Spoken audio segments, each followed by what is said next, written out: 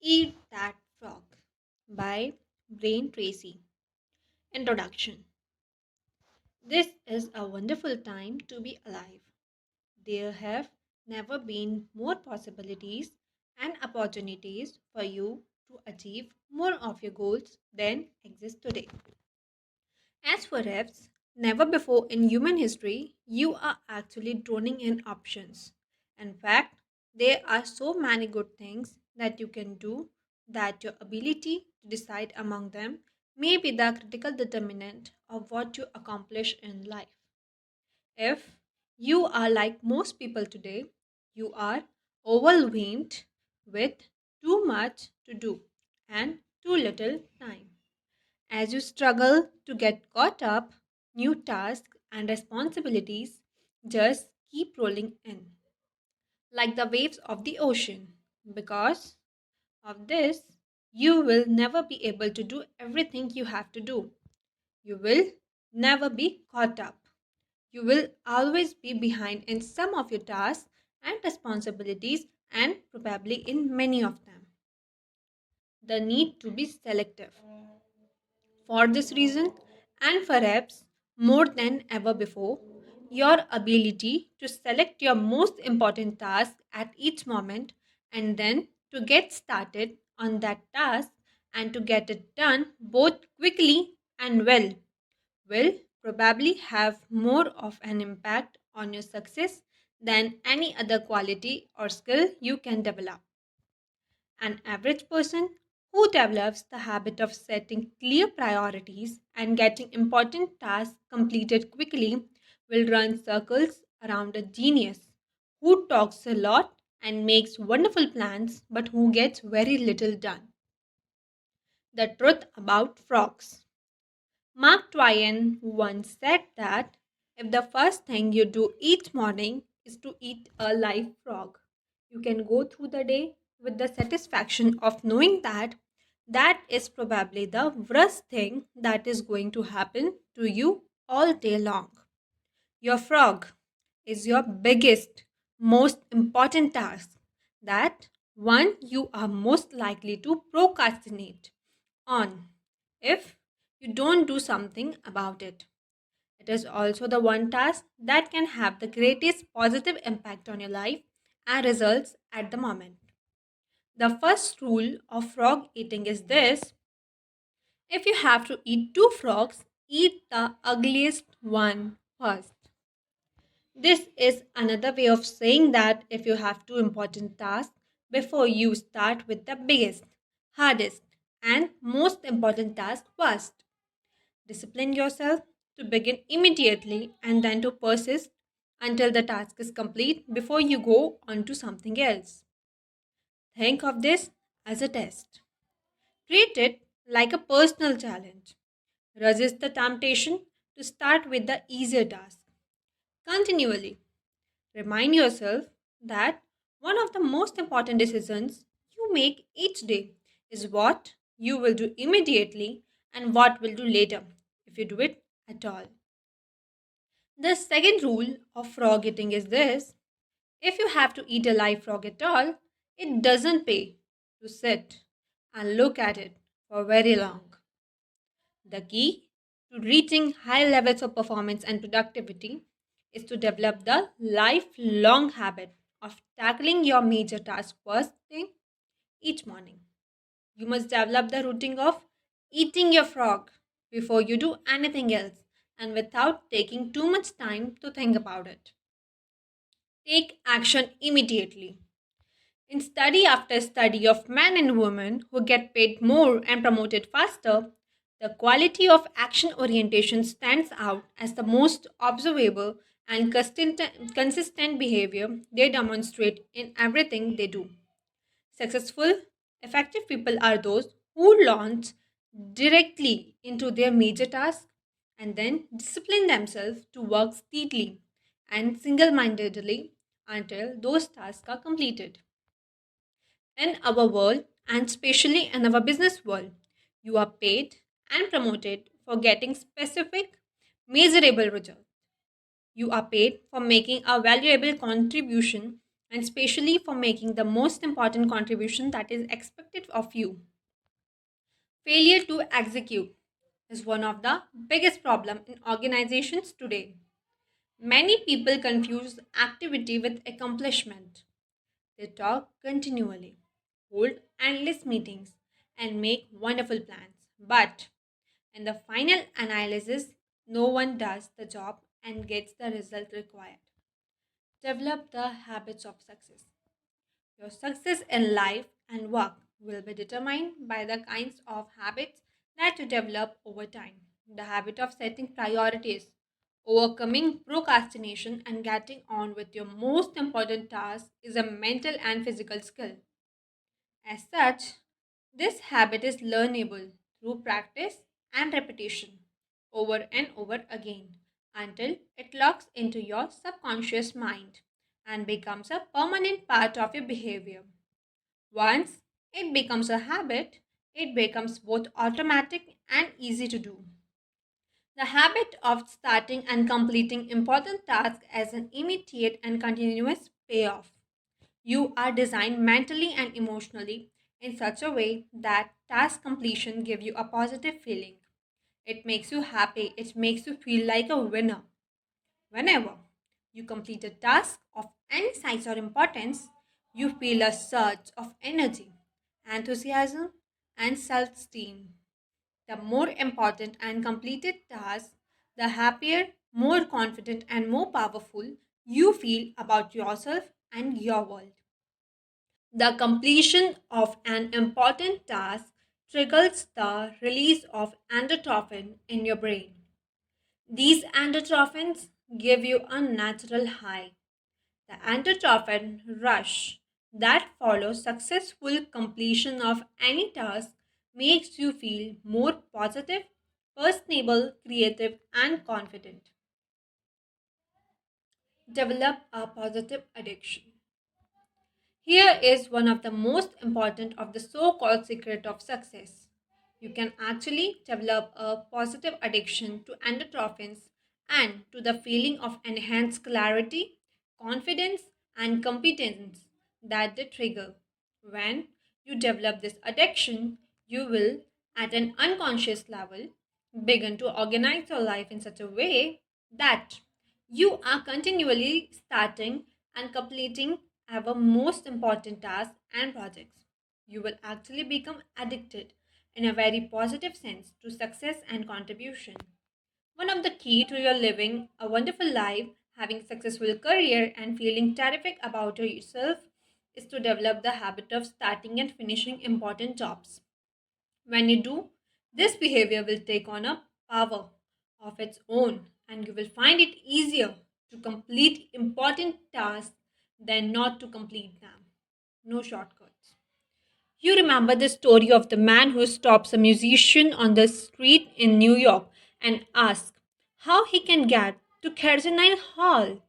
The musician replied, "Practice, man, practice." Practice is the key to mastering any skill. Fortunately, your mind is like a muscle. It grows stronger and more capable with use. With practice, you can learn any behavior or develop any habit that you consider either desirable or necessary.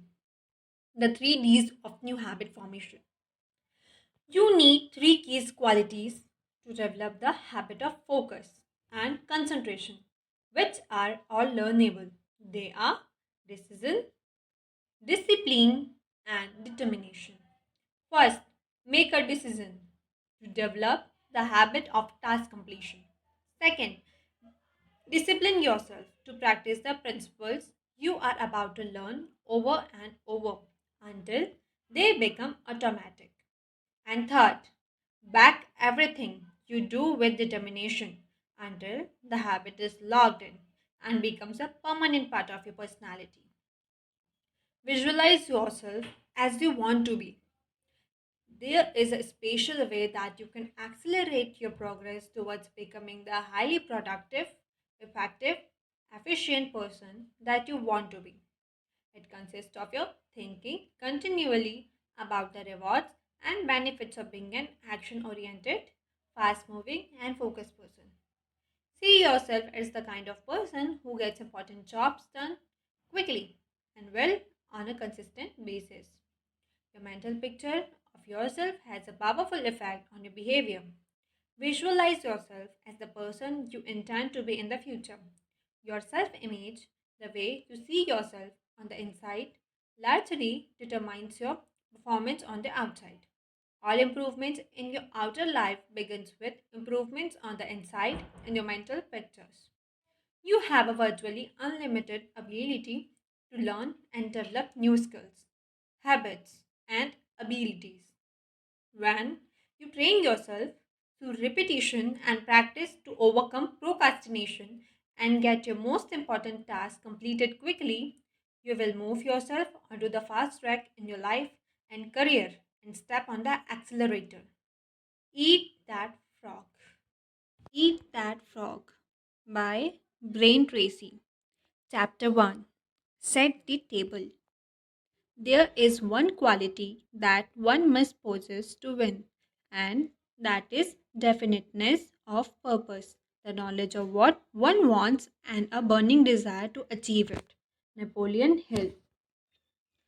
Before you can determine your frog and get on with the job of eating it, you have to decide exactly what you want to achieve in each area of your life. Clarity is perhaps the most important concept in personal productivity. The number one reason why some people get more work done faster is because they are absolutely clear about their goals and objectives and they don't deviate from them. The greater clarity you have regarding what you want and the steps you will have to take to achieve it, the easier it will be for you to overcome procrastination, eat your frog, and complete the task before you. A major reason for procrastination and lack of motivation is vagueness, confusion, and foggy mindedness about what you are trying to do and in what order and for what reason.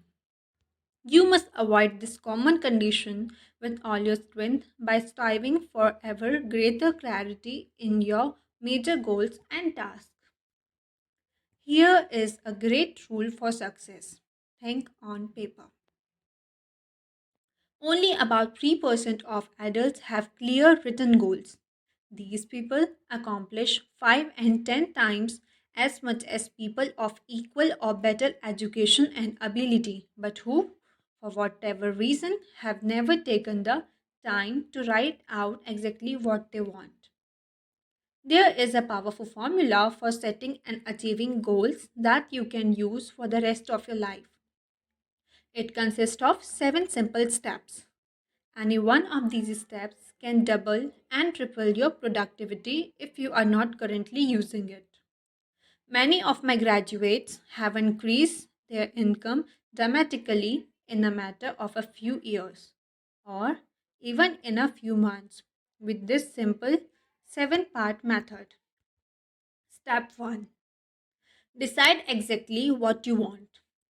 Either decide for yourself or sit down with your boss and discuss your goals and objectives until you are crystal clear about what is expected of you and in what order of priority. It is amazing how many people are working away day after day on low value tasks because they have not had this critical discussion with their managers. One of the very worst use of time is to do something very well that needed not be done at all. Stephen Convey says, before you begin scrambling up the ladder of success, make sure that it is leaning against the right building. Step 2. Write it down. Think on paper. When you write down a goal, you crystallize it and give it tangible form. You create something that you can touch and see. On the other hand, a goal or objective that is not in writing is merely a wish or a fantasy. It has no energy behind it. Unwritten goals lead to confusion, vagueness, misdirection, and numerous mistakes. Step 3. Set a deadline on your goal. Set sub deadlines if necessary. A goal or decision without a deadline has no urgency. It has no real beginning or end. Without a definite deadline, accompanied by the assignment or acceptance of specific responsibilities or for completion, you will naturally procrastinate and get very little done. Step 4. Make a list of everything that you can think of that you are going to have to do to achieve your goals. As you think of new activities, add them to your list. Keep building your list until it is complete. A list gives you a virtual picture of the larger task or objective. It gives you a track to run on. It dramatically increases the likelihood that you will achieve your goals as you have defined it and on schedule. Step 5. Organize the list into a plan. Organize your list by priority and sequence. Take a few minutes to decide what you need to do first and what can you do later. Decide what has to be done before something else and what needs to be done afterward. Even better, lay out your plan visually in the form of a series of boxes and circles on a sheet paper with lines and arrows showing the relationship of each task to each other task. You will be amazed at how much easier it is to achieve your goal when you break it down into individual tasks. With a written goal and an organized plan of action, you will be far more productive and efficient than people who are carrying their goals around in their minds. Step 6. Take action on your plan immediately. Do something, do anything. An average plan, vigorously executed, is far better than a brilliant plan on which nothing is done. For you to achieve any kind of success, execution is everything. Step 7. Resolve to do something every single day that moves you towards your major goal. Build this activity into your daily schedule. You may decide to read a specific number of pages on a key subject. You may call on a specific number of prospects or customers. You may engage in specific period of physical exercise.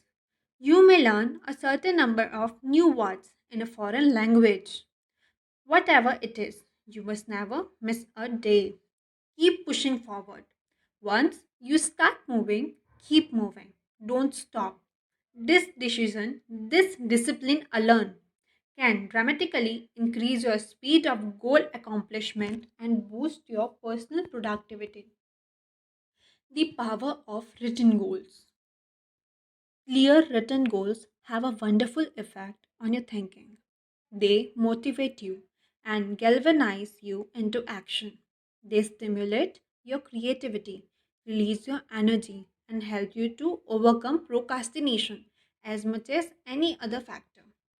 Goals are the fuel in the furnace of achievement.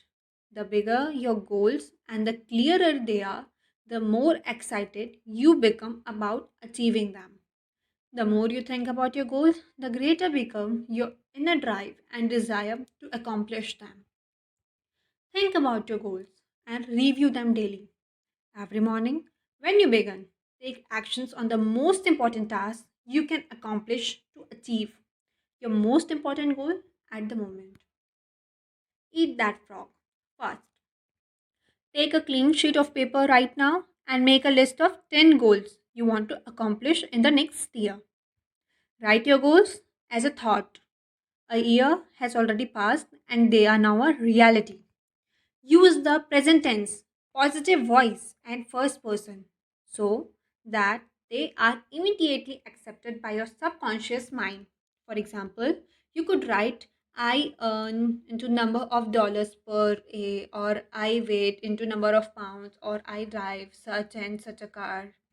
Second, review your list of 10 goals and select the one goal that, if you achieved it, would have the greatest positive impact on your life. Whatever the goal is, write it on a separate sheet of paper. Set a deadline. Make a plan. Take action on your plan. And then Do something every single day that moves you towards that goal. This exercise alone could change your life. Eat That Frog by Brain Tracy. Chapter 2. Plan every day in advance. Planning is bringing the future into the present so that you can do something about it now. Alan Lagan. You have heard the old question, how do you eat an elephant? The answer is one bite at a time. How do you eat your biggest, ugliest frog? The same way. You break it down into specific step by step activities and then you start on the first one.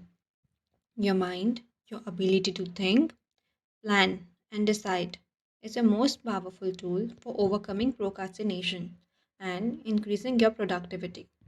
Your ability to set goals, make plans, and take action on them determine the course of your life. The very act of thinking and planning unlock your mental power, trigger your creativity, and increase your mental and physical energies. Conversely, as Alec McKinsey wrote, taking action without thinking things through is the prime source of problem. Your ability to make good plans before you act is a measure of your overall competence. The better the plan you have, the easier it is for you to overcome procrastination, to get started, to eat your frog, and then to keep going. Increase your return on energy. One of your top goals at work should be for you to get the highest possible return on your investment of mental, emotional, and physical energy. The good news is that every minute spent in planning saves as much as 10 minutes in execution. It takes only about 10 to 12 minutes for you to plan out your day, but this small investment of time will save you up to 2 hours, 100 to 120 minutes in wasted time and diffuse effort throughout the day. You may have heard of the 6P formula. It says proper prior planning prevents poor performance. When you consider how helpful planning can be in increasing your productivity and performance, it is amazing how few people practice it every single day. And planning is really quite simple to do. All you need is a piece of paper and a pen. The most sophisticated Palm Pilot computer program or time planner is based on the same principle.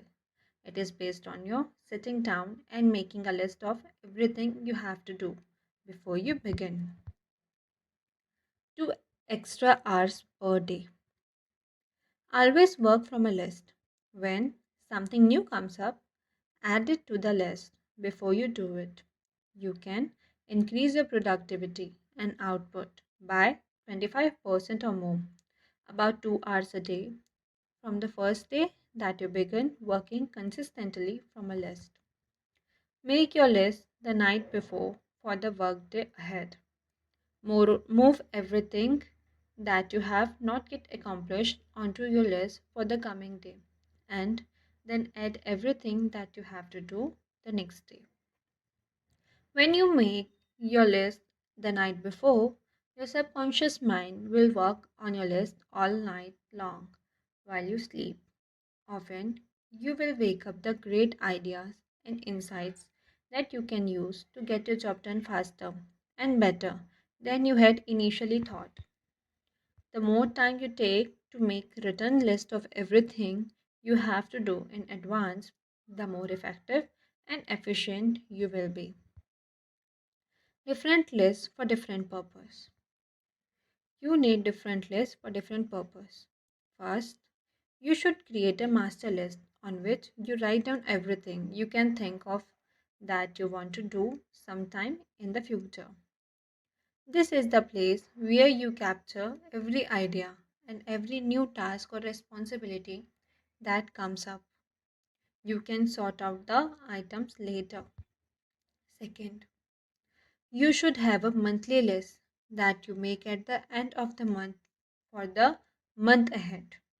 This may contain items transferred from your master list.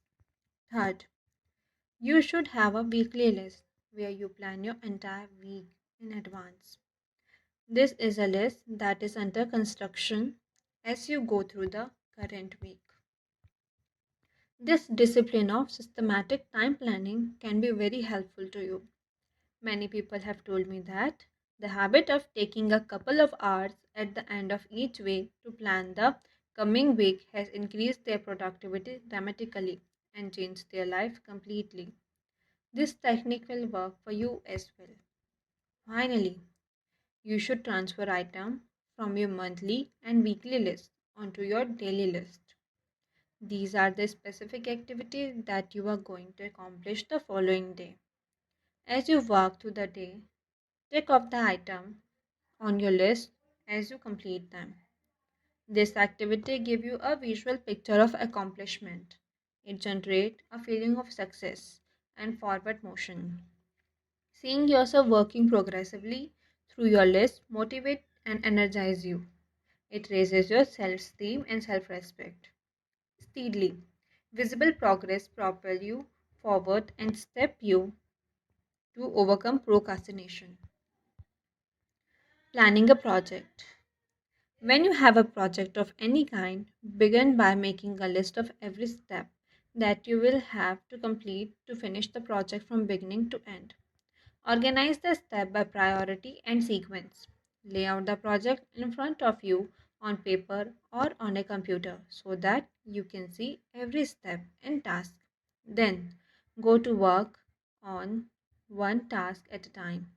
You will be amazed at how much you get done in this way. As you work through your list, you will feel more and more effective and powerful. You will feel more in control of your life. You will be naturally motivated to do even more. You will think better and more creatively, and you will get more and better insight that enable you to do your work even faster. As you work steadily through your list, you will develop a sense of positive forward momentum that enable you to overcome procrastination. This feeling of progress give you more energy and keep you going throughout the day. One of the most important rule of personal effectiveness is 10-90 rule. This rule says that the first 10% of your time that you spend planning and organizing your work before you begin will save you as much as 90% of the time in getting the job done once you get started. You only have to try this rule once to prove it to yourself. When you plan each day in advance, you will find it much easier to get going and to keep going. The work will go faster and smoother than ever before. You will feel more powerful and competent. You will get more done faster than you thought possible. Eventually, you will become unstoppable. Eat that frog. First, begin today to plan every day, week, and month in advance. Take a notepad or sheet of paper or use your PDA or Blackberry and make a list of everything you have to do in the next 24 hours.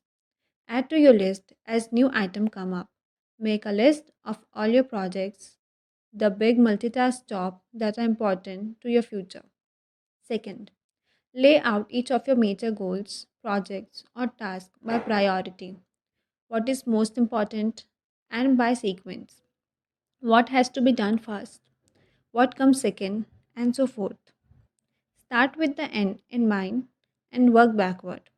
Think on paper. Always work from a list. You will be amazed at how much more productive you become and how much easier it is to eat your frog. That Frog by Brain Tracy. Chapter 3.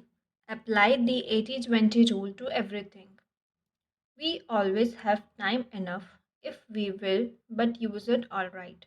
John Wolfgang von Goethe.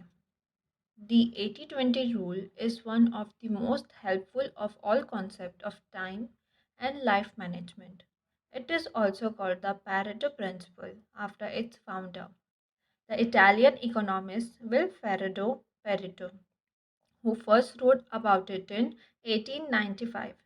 Pareto noticed that people in his society seemed to divide naturally into what he called the vital few, the top 20% in terms of money and influence, and the trivial many, the bottom 80%. He later discovered that virtually all economic activity was subject to this principle as well.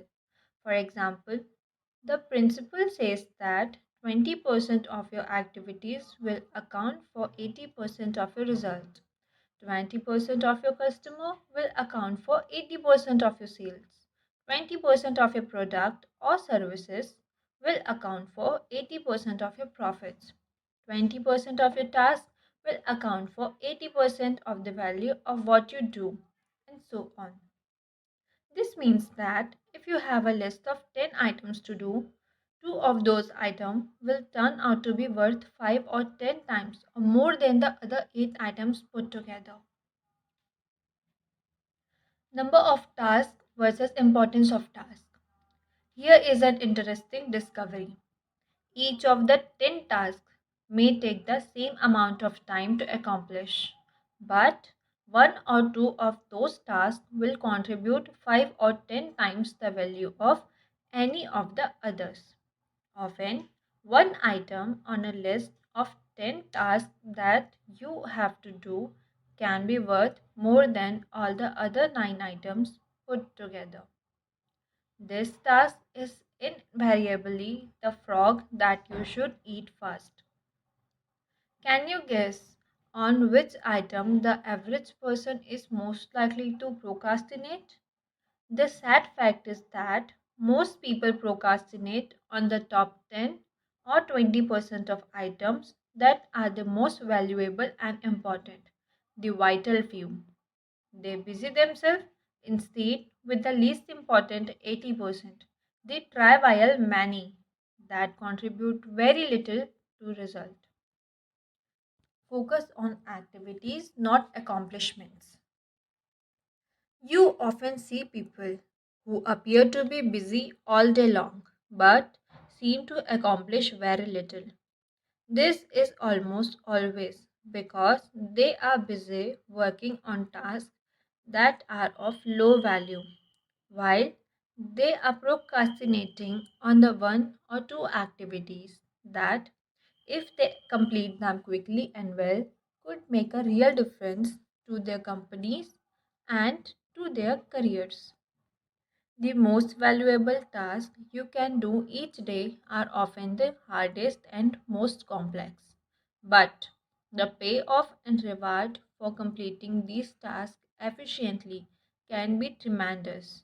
For this reason, you must adamantly refuse to work on tasks in the bottom 80% while you still have tasks in the top 20% left to be done. Before you begin work, always ask yourself, is this task in the top 20% of my activities or in the bottom 80%? Rule: resist the temptation to clear up small things first. Remember, whatever you choose to do over and over eventually becomes a habit that is hard to break. If you choose to start your day working on low value tasks, you will soon develop the habit of always starting and working on low value tasks. This is not the kind of habit you want to develop or keep.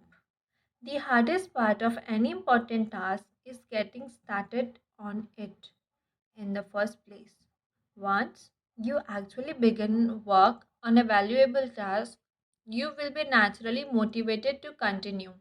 A part of your mind loves to be busy, working on significant tasks that can really make a difference. Your job is to feed this part of your mind continuously. Motivate yourself.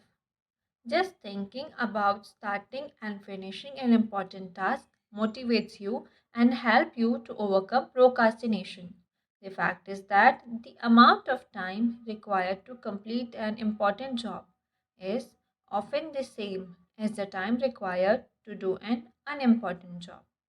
The difference is that you get a tremendous feeling of pride and satisfaction from the completion of something valuable and significant. However, when you complete a low value task, using the same amount of time and energy, you get little or no satisfaction at all. Time management is really life management, personal management. It is really taking control of the sequence of events. The time management is having control over what you do next. And you are always free to choose the task that you will do next. Your ability to choose between the important and the unimportant is the key determinant of your success in life and work. Effective, productive people discipline themselves to start on the most important task that is before them. They force themselves to eat that frog, whatever it is. As a result, they accomplish vastly more than the average person and are much happier as a result. This should be your way of working as well. Eat that frog first. Make a list of all the key goals, activities, projects, and responsibilities in your life today. Which of them are or could be in the top 10 or 20% of tasks that represent or could represent 80 or 90% of your results. Second, resolve today that you are going to spend more and more of your time working in those few areas that can really make a difference in your life and career and less time on lower value activities. That Frog by Brain Tracy. Chapter 4. Consider the consequences. Every great man has become great. Every successful man has succeeded in proportion as he has confined his powers to one particular channel. Orison Sweat Marden. The mark of the superior thinker is his or her ability to accurately predict the consequences of doing or not doing something. The potential consequences of any task or activity are the key determinant of how important a task really is to you and your company.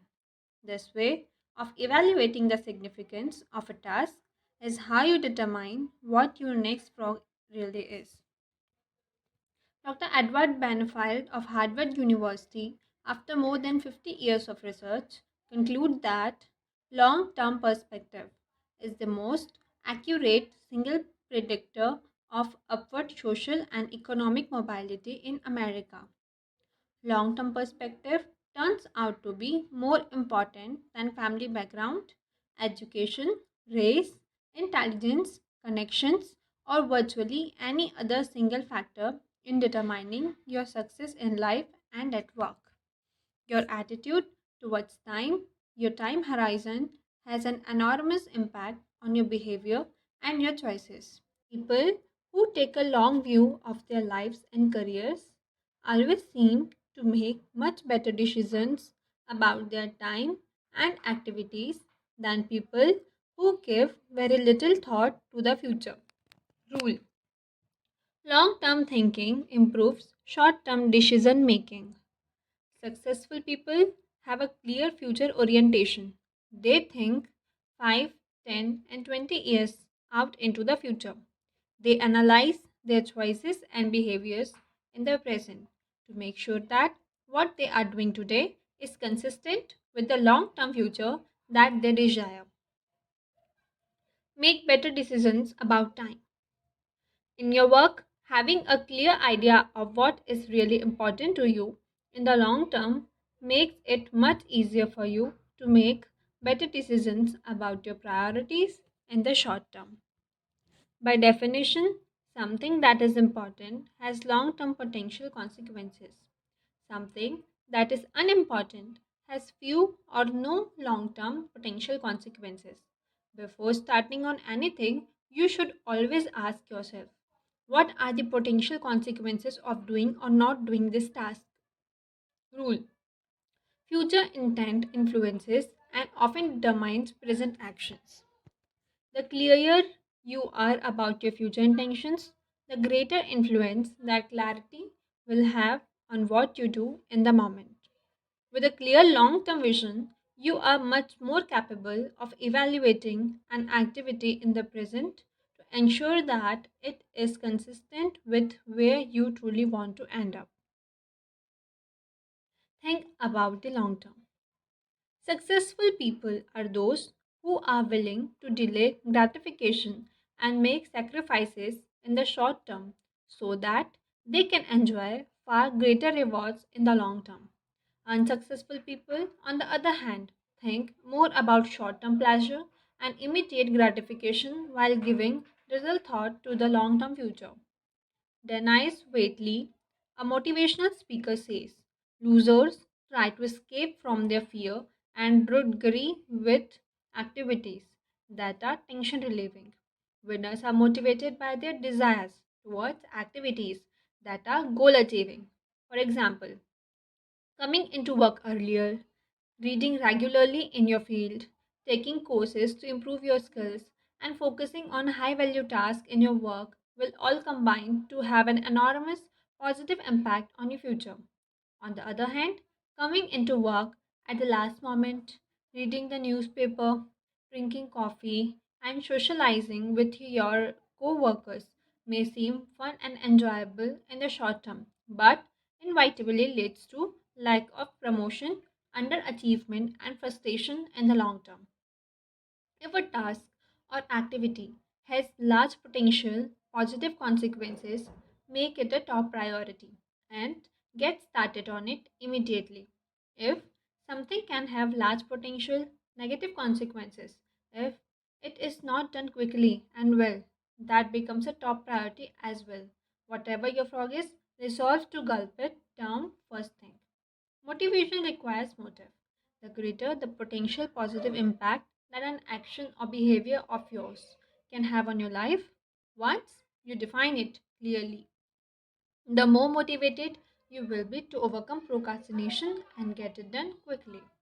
Keep yourself focused and forward, moving back, continually starting and completing those tasks that can make a major difference to your company and to your future.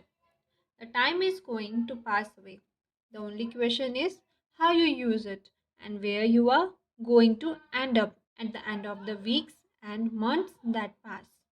And where you end up is largely a matter of the amount of consideration you give to the likely consequences of your action in the short term. Thinking continually about the potential consequences of your choices, decisions, and behavior is one of the very best way to determine your true priorities in your work and personal life. Obey the law of forced efficiency. The law of forced efficiency says that there is never enough time to do everything, but there is always enough time to do the most important things. Put another way, you cannot eat every tadpole and frog in the pond, but you can eat the biggest and ugliest one, and that will be enough, at least for the time being. When you are running out of time and know that the consequences of not completing a key task or project can be really serious, you always seem to find the time to get it done, often at the very last minute. You start early, you stay late, and you drive yourself to complete the job rather than to face the unpleasantness that would follow if you didn't complete it within the time limit. Rule: there will never be enough time to do everything you have to do. The average person in business today, especially a manager in the age of cutbacks, is working at 110 to 130% of capacity, and the jobs and responsibilities just keep piling up. We all have stacks of reading material we still have to go through. One recent study concluded that the average executive has 300 to 400 hours of reading and projects backlogged at home and at the office. What this means is that you will never be caught up. Get the wishful idea out of your mind. All you can hope for is to be on top of your most important responsibilities that others will just have to wait. Deadlines are an excuse. Many people say that they work better under the pressure of deadlines. Unfortunately, years of research indicates that this is seldom true. Under the pressure of deadlines, often self created. Through procrastination, people suffer greater stress, make more mistakes, and have to redo more tasks than under any other condition. Often, the mistakes that people make when working under tight deadlines lead to defects and cost overruns that leads to substantial financial losses in the long term. Sometimes a job actually takes much longer to complete when people rush to get it done at the last minute and then have to redo it. It is much better to plan your time carefully in advance and then build in a sizable buffer to compensate for unexpected delays and diversions.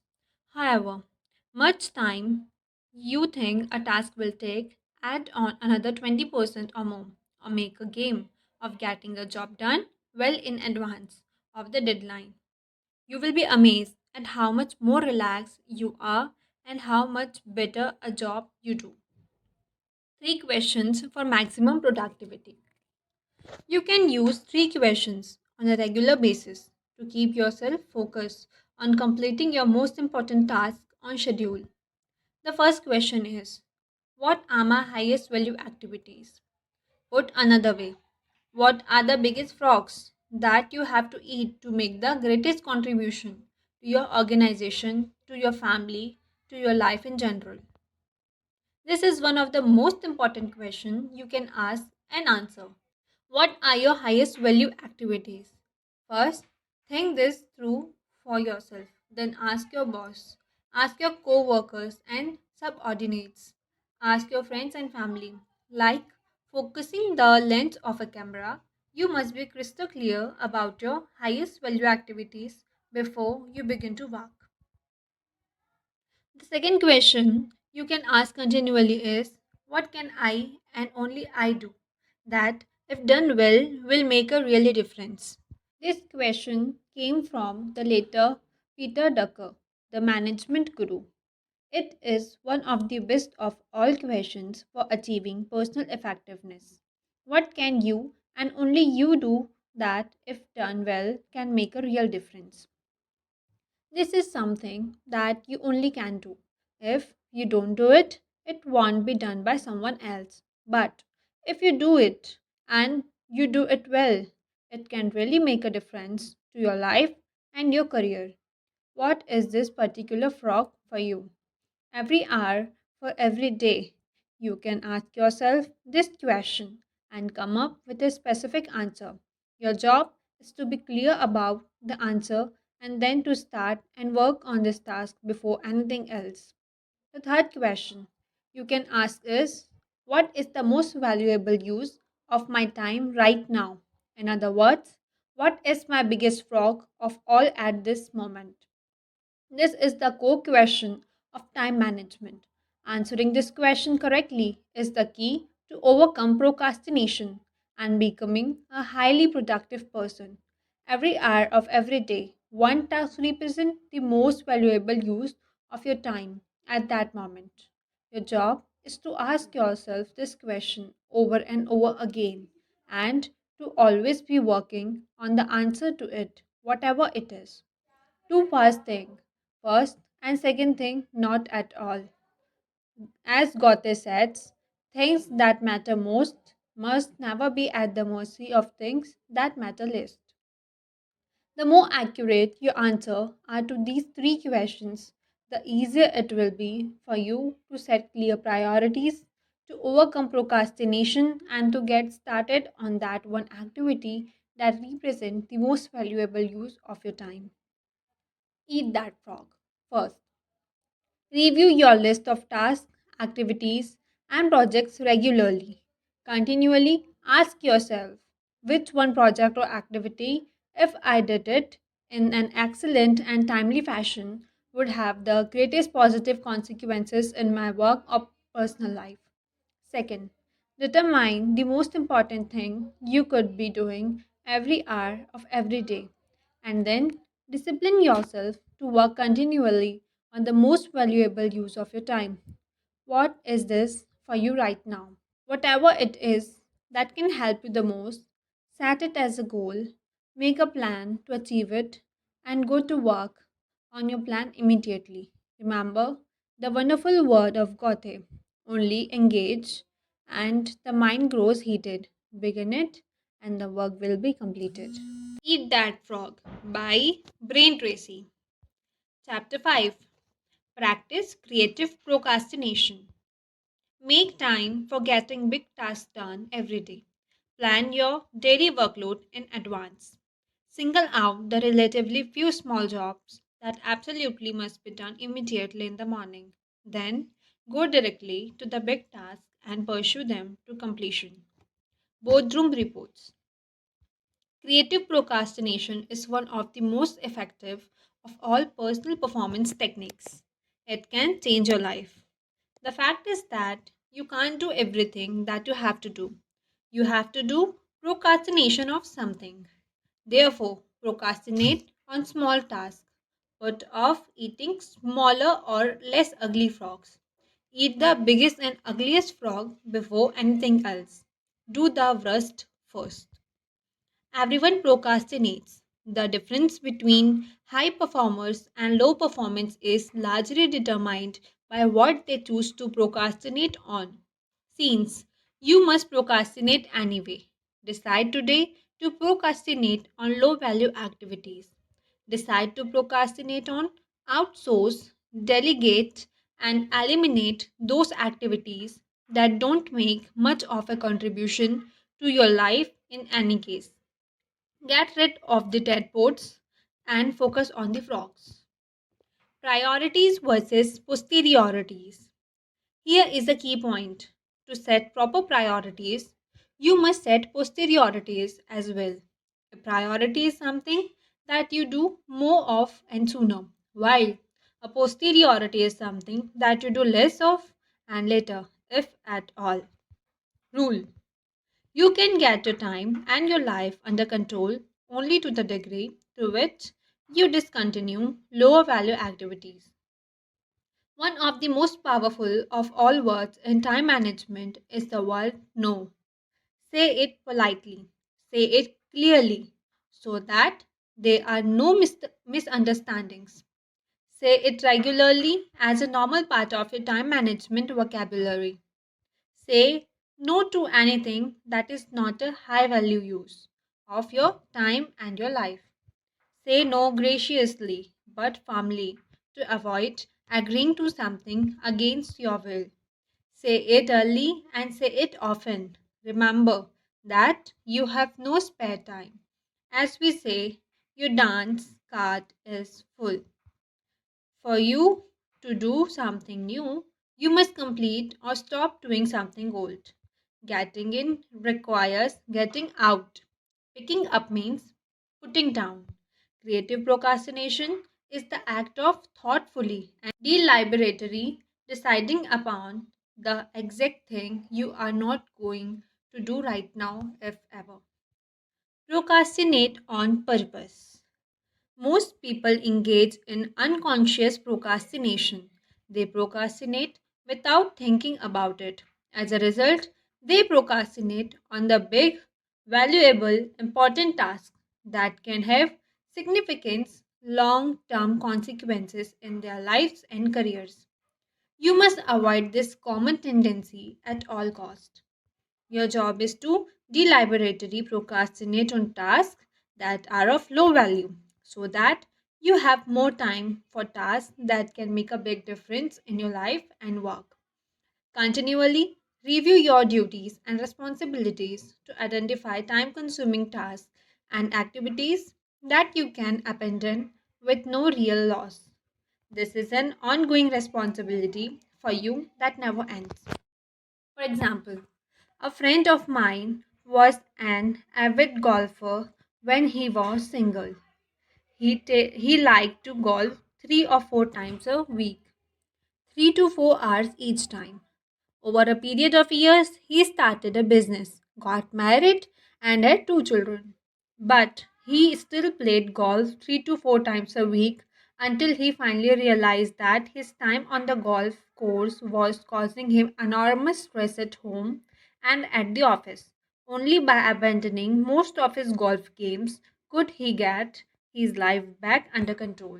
Set priorities on time consuming activities. Continually review your life and work to find time consuming tasks and activities that you can abandon. Cut down on television watching and instead spend the time with your family, read, exercise, or do something else that enhances the quality of your life. Look at your work activities and identify the tasks that you could delegate or eliminate to free up more time for the work that really counts. Begin today to practice creative procrastination to set priorities wherever and whenever you can. This decision alone can enable you to get your time and your life under control. Eat that frog. First, practice zero based thinking in every part of your life. Ask yourself continually if I were not doing this already, knowing what I now know, would I start doing it again today? If it is something you would not start again today, knowing what you now know, it is a prime candidate for abandonment or creative procrastination.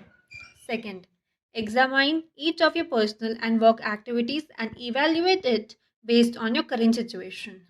Select at least one activity to abandon immediately or at least deliberately put off until your more important goals have been achieved. Eat That Frog by Brain Tracy. Chapter 6. Use the ABCDE method continually. The first law of success is concentration. To bend all the energies to one point and to go directly to that point, looking neither to the right nor to the left. William Mathways. The more thought you invest in planning and setting priorities before you begin, the more important things you will do and the faster you will get them done once you get started. The more important and valuable a task is to you, the more likely you will be motivated to overcome procrastination and launch yourself into the job. The ABCDE method is a powerful priority setting technique that you can use every single day. This technique is so simple and effective that it can, all by itself, make you one of the most efficient and effective people in your field. Think on paper. The power of this technique lies in its simplicity. Here's how it works. You start with a list of everything you have to do for the coming day. Think on paper. You then place an A, B, C, D, or E next to each them on your list before you begin the first task. An A item is defined as something that is very important, something that you must do. This is a task that will have serious positive or negative consequences if you do it or fail to do it, like visiting a key customer or finishing a report that your boss needs for an upcoming board meeting. These items are the frogs of your life. If you have more than one A task, you prioritize these tasks by writing A1, A2, A3, and so on in front of each them. Your A1 task is your biggest, ugliest frog of all. Shoulds versus must. A B item is defined as a task that you should do, but it has only mild consequences. These are the tadpoles of your work life. This means that someone may be unhappy or inconvenienced if you don't do one of these tasks, but it is nowhere as important as an A task. Returning to unimportant telephone message or reviewing your email would be a B task. The rule is that you should never do a B task when an A task is left undone. You should never be distracted by a tadpole when a big frog is sitting there waiting to be eaten. A C task is defined as something that would be nice to do, but for which there are no consequences at all, whether you do it or not. C tasks include phoning a friend, having coffee or lunch with a coworker, and completing some personal business during work hours. These sorts of activities have no effect at all on your work life. A D task is defined as something you can delegate to someone else.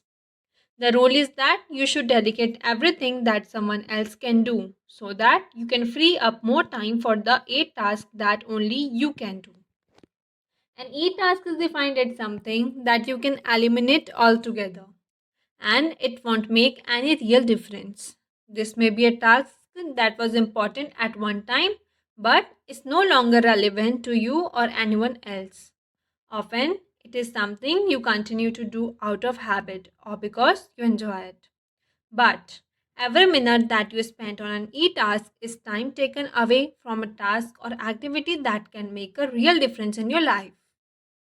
After you have applied the ABCDE method to your list, you will be completely organized and ready to get more important things done faster. Take action immediately. The key to making this ABCDE method work is for you to now discipline yourself to start immediately on your A1 task and then stay at it until it is complete. Use your willpower to get going and stay going on this one job, the most important single task you could possibly be doing. Eat the whole frog and don't stop until it's finished completely. Your ability to think through and analyze your work list and determine your A1 task is the springboard to higher levels of accomplishment and greater self esteem, self respect, and personal pride.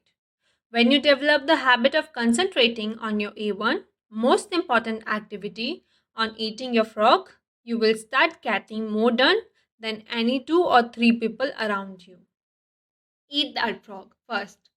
Review your work list right now and put an A, B, C, D, or E next to each task or activity. Select your A1 job or project and begin on it immediately. Discipline yourself to do nothing else until this one job is complete. Second, practice this ABCDE method every day for the next month on every work or project list before you begin work.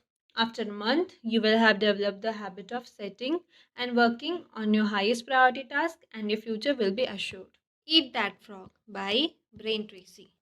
Chapter 7. Focus on key result areas. When every physical and mental resources is focused, one's power to solve a problem multiplies tremendously. Norman Vincent Peale. Why am I on the payroll? This is one of the most important questions you can ever ask and answer over and over again throughout your career. As it happens, most people are not sure exactly why they are on the payroll. But if you are not crystal clear about why you are on the payroll and what result you have been hired to accomplish, it is very hard for you to perform at your best, get paid more, and get promoted faster. In simple terms, you have been hired to get specific results. A wage or a salary is a payment for a specific quality and quantity of work that can be combined with the work of others to create a product or service that customers are willing to pay for. Your job can be broken down into about 5 to 7 key result areas, seldom more. These represent the result that you absolutely positively have to get to fulfill your responsibilities and make your maximum contribution to your organization. A key result area is defined as something for which you are completely responsible. If you don't do it, it does not get done. A key result area is an activity that is under your control. It produces an output that becomes an input or a contributing factor to the work of others. Key result areas are similar to the vital function of the body, such as those indications by blood pressure, heart rate, respiratory rate, and brainwave activity. An absence of any one of these vital functions leads to the death of the organism. By the same token, your failure to perform in a critical result area of your work can lead to the end of your job as well. The big seven in management and sales. The key result areas of management are planning, organizing, staffing, delegating, supervising, measuring, and reporting. These are the areas in which a manager must get result to succeed in his or her area of responsibility. A weakness in any one of these areas can lead to underachievement and failure as a manager. The key result area of sales and prospecting, building report and trust, identifying needs, presenting persuasively, answering objections, closing the sale, and getting resales and referrals. Poor performance in any one of these key skills can lead to lower sales and sometimes the failure of a salesperson. Whatever you do, you must have certain essential skills for you to do your job in an excellent fashion. These demands are constantly changing. You have developed core competence that makes it possible for you to do your job in the first place. But certain key results are central to your work and determine your success or failure in your job. What are they? Clarity is essential. The starting point of high performance is for you to identify the key result area of your work. Discuss them with your boss. Make a list of your most important output responsibilities and make sure that the people above you on the same level as you and below you are in agreement with it. For example, for a salesperson, getting qualified appointments is a key result area. This activity is the key to the entire sales process. Closing a sale is a key result area. When the sale is made, it triggers the activities of many other people to produce and deliver the product or service. For a company owner or key executive, negotiating a bank loan may be a key result area. Hiring the right people and delegating effectively are both key result area for a receptionist or secretary. Typing letters and answering the phone and transferring callers quickly and efficiently are defined as key result area. People's ability to perform these tasks quickly and efficiently largely determines their pay and promotability. Give yourself a grade.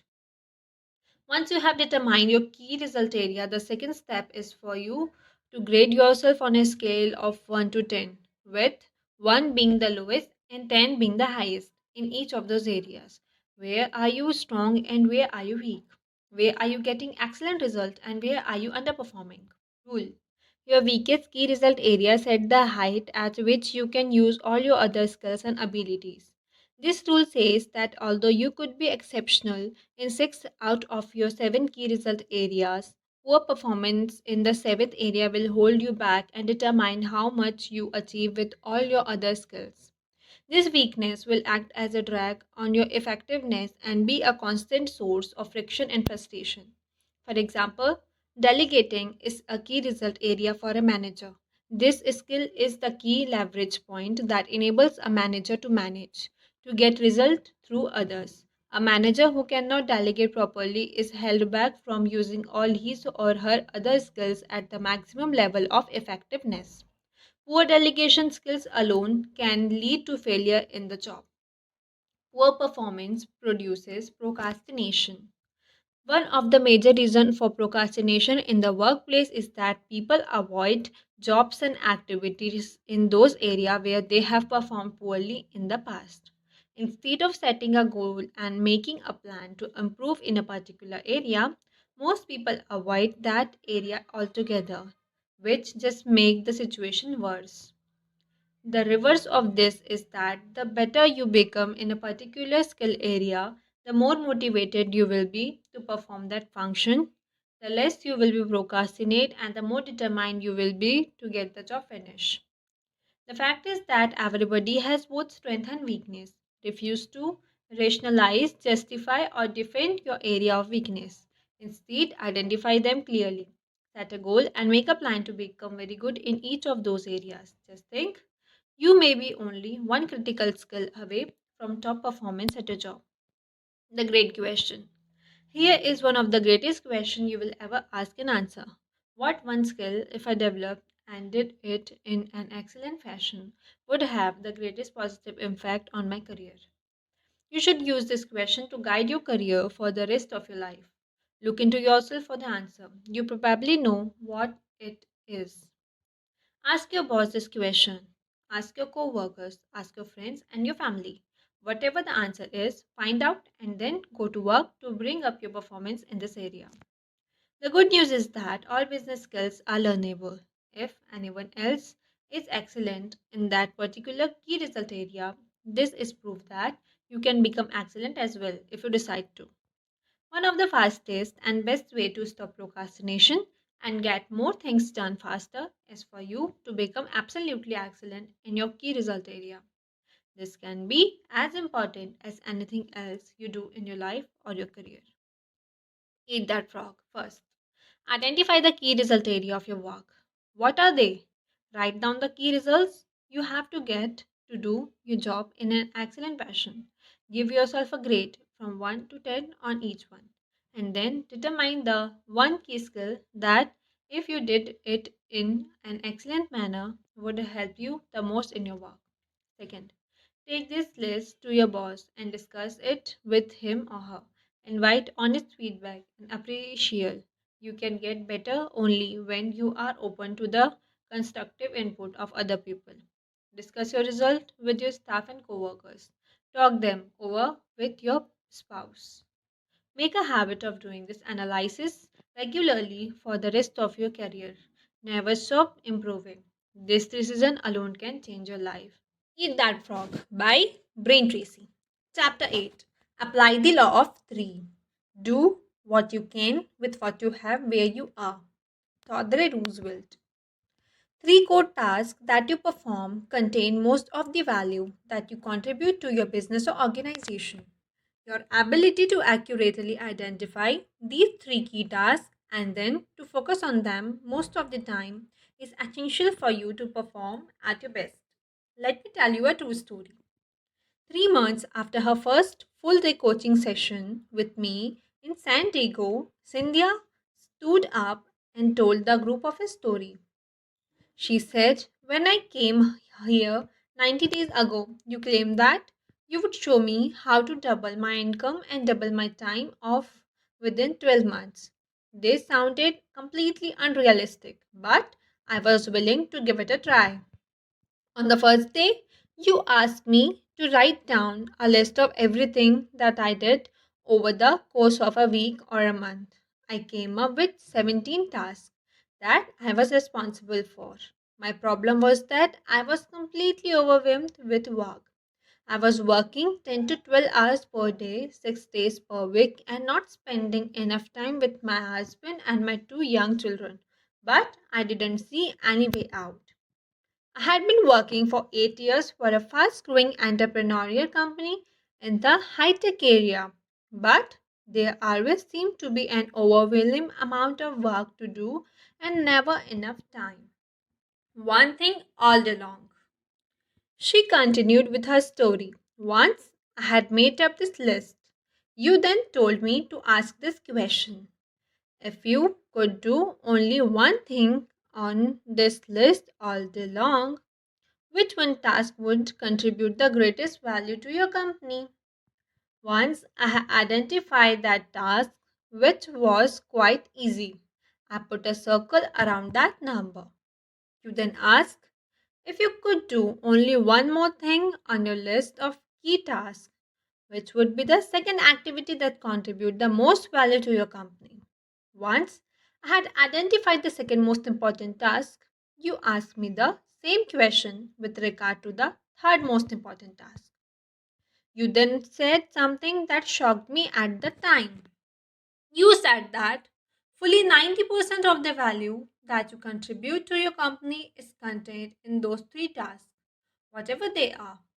Everything else you do is either a support task or a complementary task that could probably be delegated, downsized, outsourced, or eliminated. Take immediate action.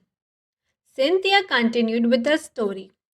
As I looked at the 3 tasks, I realized that these were the 3 things that I did that contributed the most value to my company. This was on a Friday.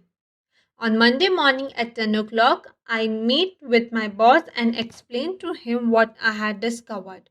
I told him that I needed his help in delegating and outsourcing all my work except for those 3 key tasks. I felt that if I could work on those 3 tasks exclusively all day long, I could more than double my contribution to the company. Then I said to him that if I double my contribution, I would like to be paid twice as much. She said. My boss was completely silent. He looked at my list of key tasks, looked back up at me, looked at the list again, and then said, "Okay." It was now 10:21 a.m. according to the clock on the wall behind him. He said, "You are right. These are the three most important things that you do in this company, and the three things that you do the best.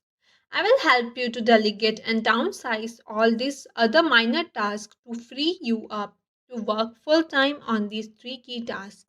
And if you double your contribution, I will pay you twice as much." Transform your life.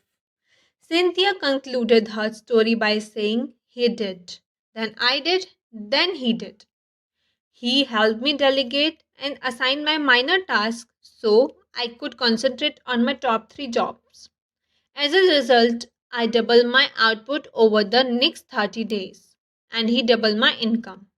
I had been working very hard for more than 8 years, and I doubled my income in just 1 month by focusing all my time and energy on my three key tasks.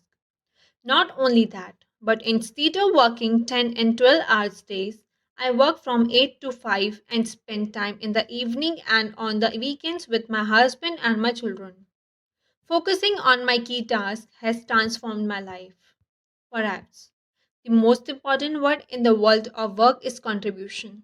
Your rewards, both financial and emotional, will always be in direct proportion to your result. The value of your contribution.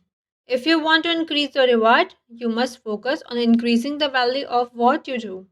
You must dedicate yourself to contributing more results to your company, and three key tasks always contribute the most. The quick list method. Here is an exercise that we use with our coaching client very early in the process. We give them a sheet of paper and then tell them, in 30 seconds, write down your three most important goals in life right now. We have found that when people have only 30 seconds to write their three most important goals, their answers are as accurate as if they had 30 minutes or 3 hours. Their subconscious mind seems to go into a form of hyperdrive, and their three most important goals pop out of their head and onto the paper, often to the surprise of the people doing the exercise. In 80% or more of cases, people have three goals in common. First, a financial and career goal. Second, a family or personal relationship goal. And third, a health or a fitness goal. And this is as it should be. These are the three most important areas of life.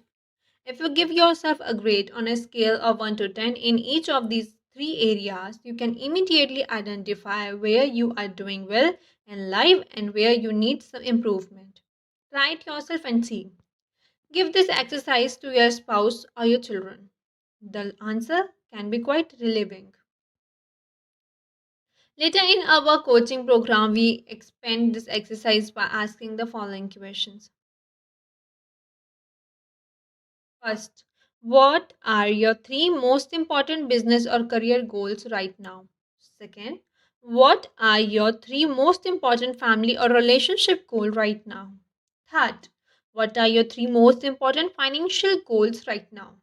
Fourth, what are your three most important health goals right now? And fifth, what are your three most important personal and professional development goals right now? Sixth, what are your three most important social and community goals right now? Seventh, what are your three biggest problems or concerns in life right now? When you force yourself to ask and answer each of these questions in 30 seconds or less, you will often be amazed at the answer. Whatever your answers, they will usually be an accurate snapshot of your true situation in life at the moment. These answers will tell you what is really important to you. While you are setting goals and priorities, getting organized, concentrating single mindedly on one task at a time, and disciplining yourself to complete your most important task, you must never forget that your ultimate goal is to live a long, happy, and healthy life. Time management is a means to an end. The main reason to develop time management skill is so that you can complete everything that is really important in your work and free up more and more time to do the things in your personal life that give you the greatest happiness and satisfaction. Fully 85% of your happiness in life will come from happy relationship with other people, especially those closest to you, as well as the members of your family. The critical determinant of the quality of a relationship is the amount of time that you spend face to face with the people you love and who love you in return. The purpose of time management, of eating that frog and getting more done in less time, is to enable you to spend more face time with the people you care about, doing the things that give you the greatest amount of joy in life. Rule: it is the quality of time at work that counts, the quantity of time at home that matters. Work all the time you work. To keep your life in balance, you should resolve to work all the time you work. When you go to work, put your head down and work the whole time. Start a little earlier, stay a little later, and work a little harder. Don't waste time every minute that you spend in idle chit chat with co-worker is time taken away from the work that you must accomplish if you want to keep your job. Even worse, time that you waste at the work often has to be taken away from the members of your family. You have to either stay late or take work home and work in the evenings. By not working effectively and efficiently during your workday, you create unnecessary stress and deprive the member of your family of the very best person you can possibly be. There is a story of a little girl who goes to her mother and asks, "Mommy, why does Daddy bring a briefcase full of work home each night and never spend any time with the family?" The mother replies sympathetically, "Well, honey, you have to understand. Daddy can't get his work done at the office, so he has to bring it home and get caught up here." The little girl then asks, "If that's the case, why don't they put him in a slower class?" Balance is not optional. One of the most famous saying of the ancient Greeks was moderation in all things. You need balance between your work and your personal life. You need to set priorities at work and concentrate on your most valuable tasks. At the same time, you must never lose sight of the fact that the reason of working efficiently is so that you can enjoy a higher quality of life at home with your family. Sometimes people come up to me and ask, "How do I achieve balance between my work and my home life?"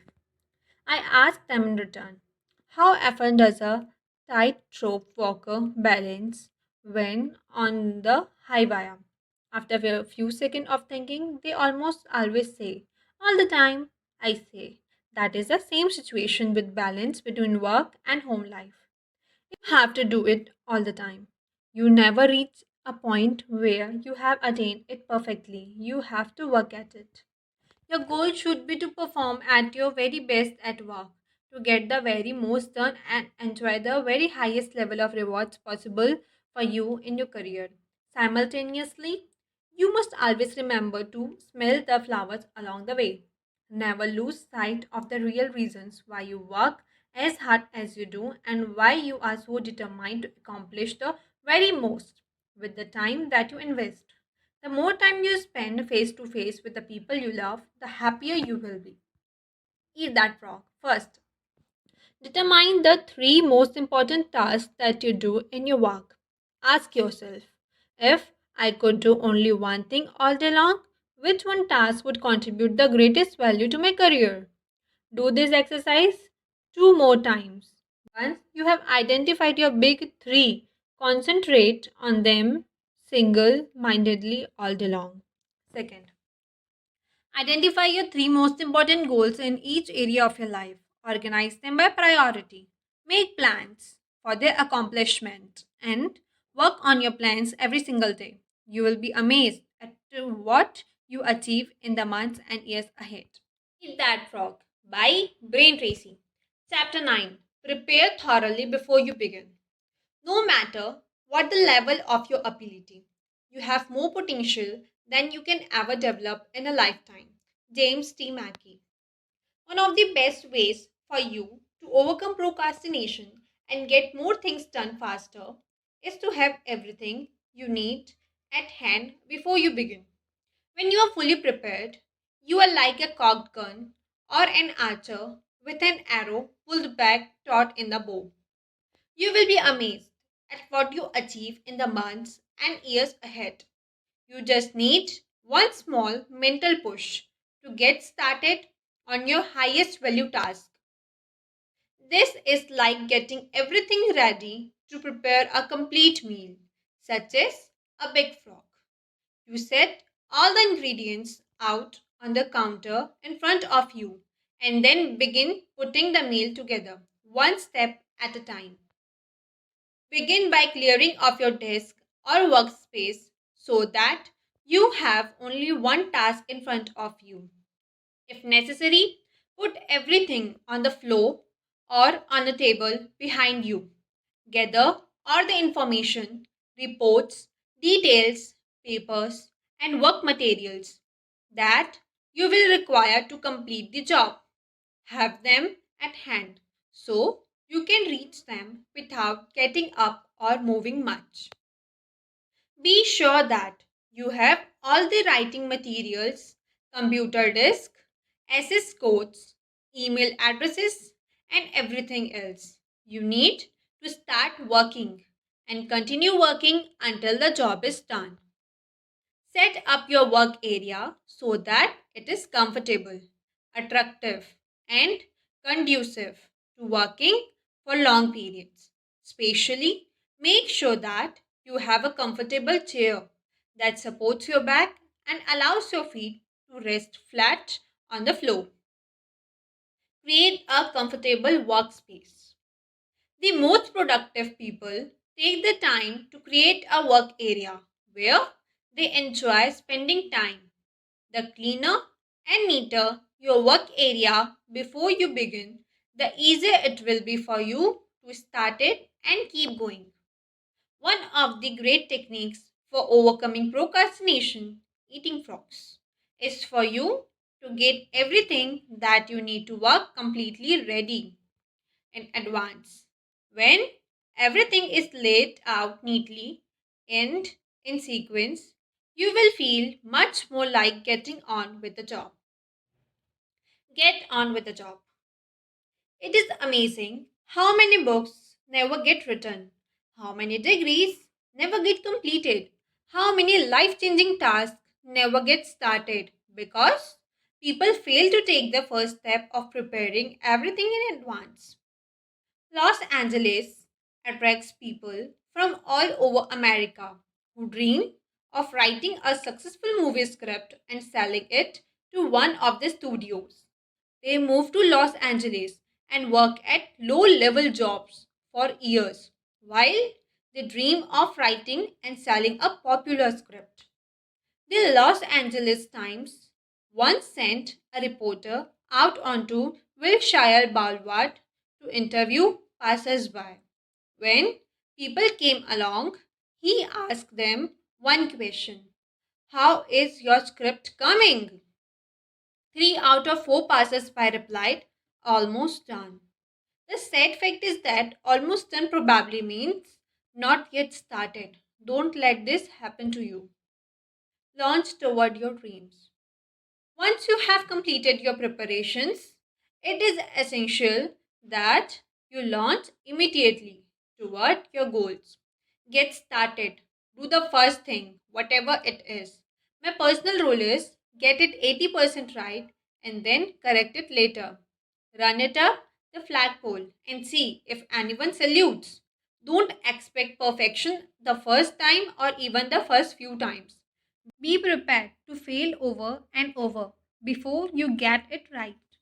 The biggest enemies we have to overcome on the road to success are not a lack of ability and a lack of opportunity, but fears of failure and rejection and the doubts that they trigger. The only way to overcome your fear is to do the thing you fear. As Emerson wrote, and the death of fear is certain. Wayne Gretzky, the great hockey player, once said, "You miss 100% of the shots you don't take." Once you have completed your preparations, have the courage to take the first action, and everything else will follow from that. The way you develop the courage you need is to act as if you already had the courage and behave accordingly. Take the first step. When you sit down with everything in front of you, ready to go, assume the body language of high performance. Sit up straight, sit forward and away from the back of the chair. Carry yourself as though you were an efficient, effective, high performing personality. Then pick up the first item and say to yourself, "Let's get to work," and plug in. And once you have started, keep going until the job is finished. Eat that frog. First, take a good look at your desk or office, both at home and at the office. Ask yourself what kind of a person work in an environment like that. The cleaner and neater your work environment, the more positive, productive and confident you feel. Second, resolve today to clean up your desk and office completely so that you feel effective, efficient, and ready to get going each time you sit down to work. Eat That Frog by Brain Tracy. Chapter 10. Take it one oil barrel at a time. Persons with comparatively moderate powers will accomplish much if they apply themselves wholly and indefatigably to one thing at a time. Samuel smiles. There is an old saying that by the yard it's hard, but inch by inch anything's a cinch.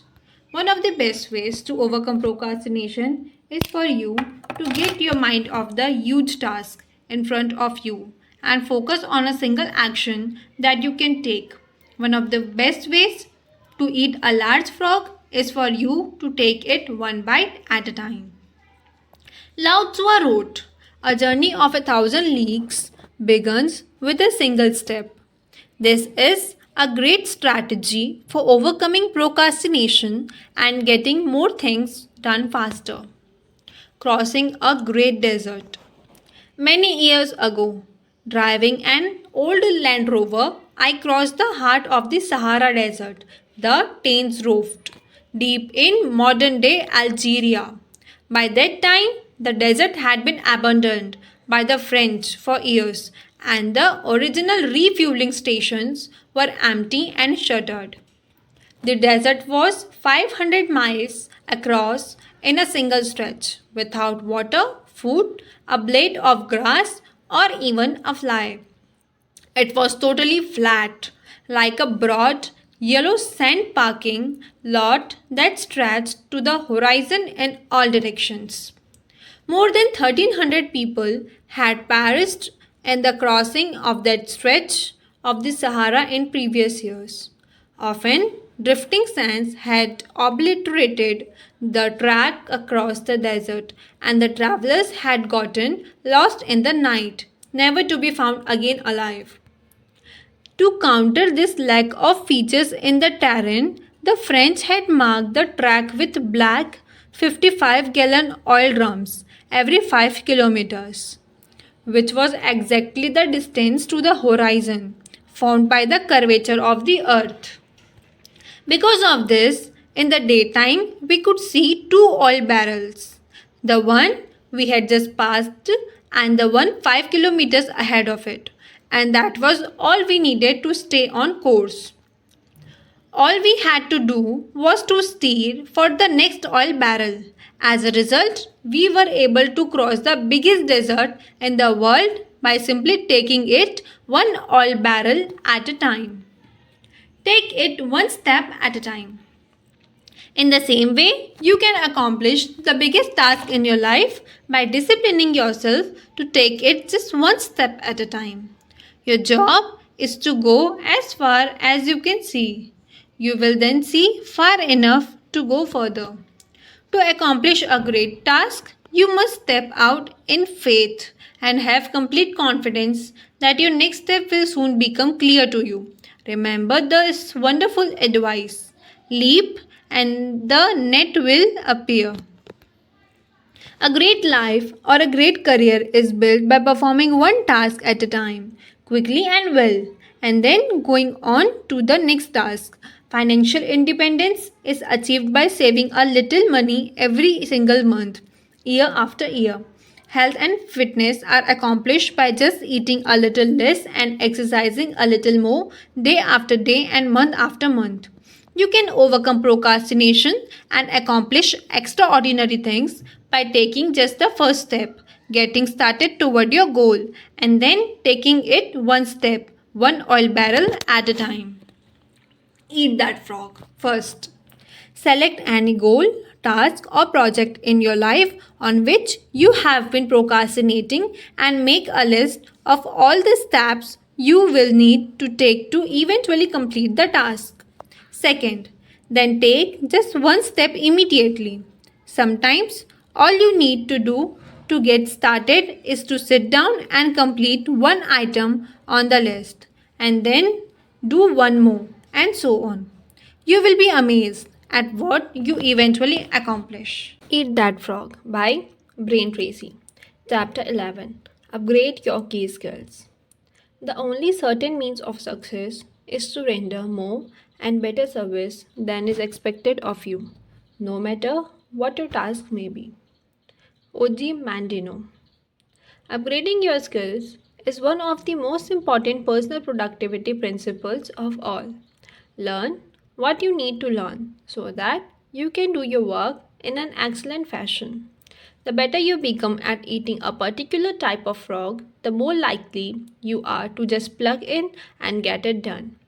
The major reason for procrastination is a feeling of inadequacy, a lack of confidence, or an inability in a key area of a task.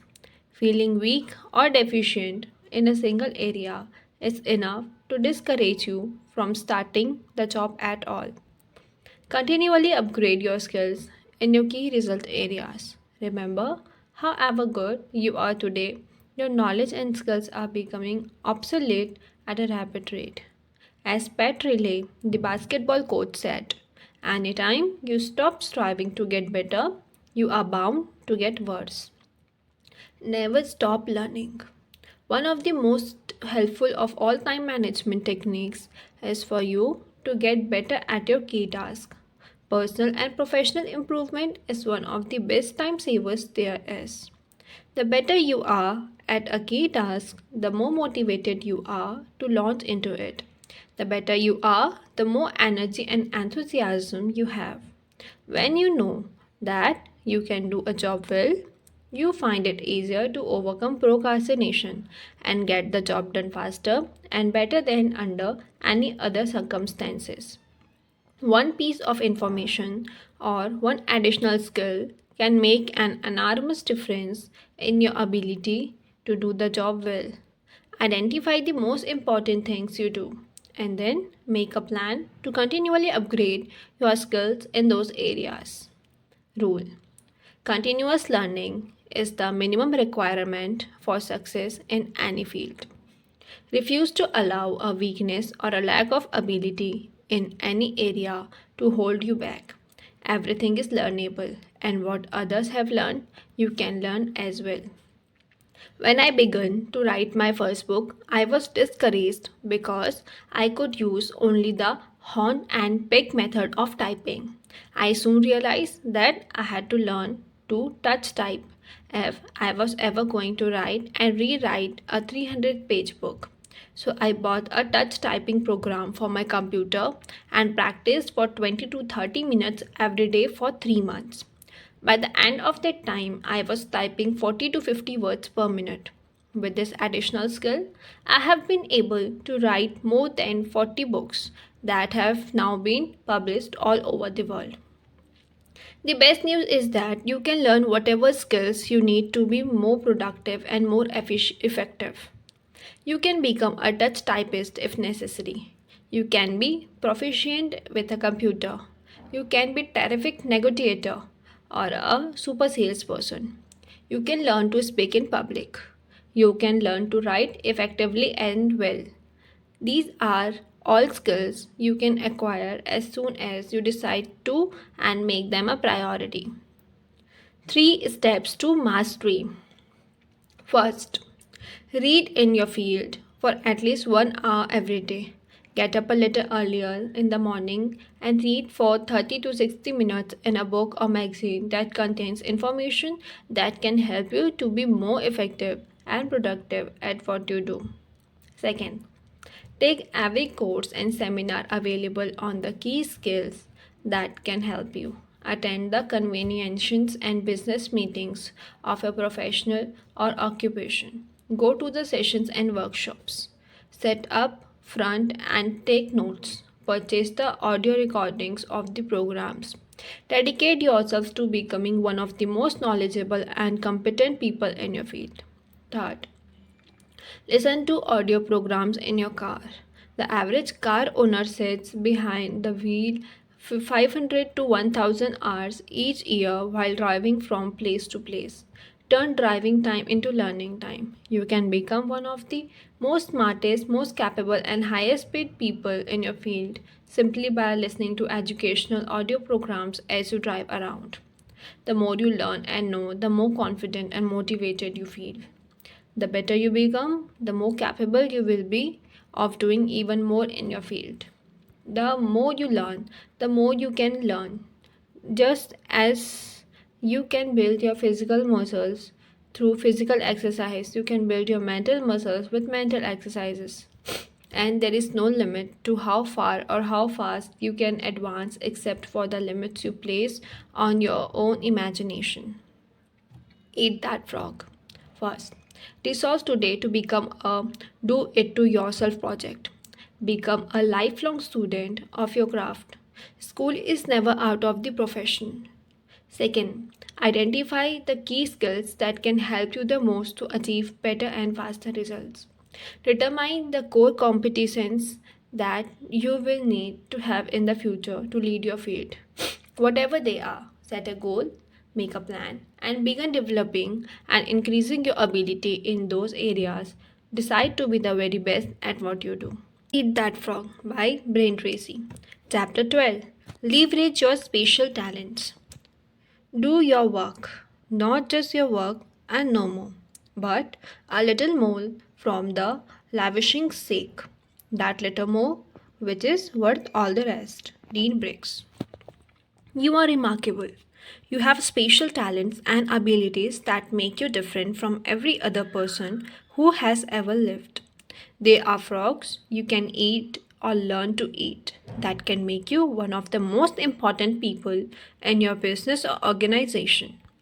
There are certain things that you can do or learn to do that can make you extraordinarily valuable to yourself and to others.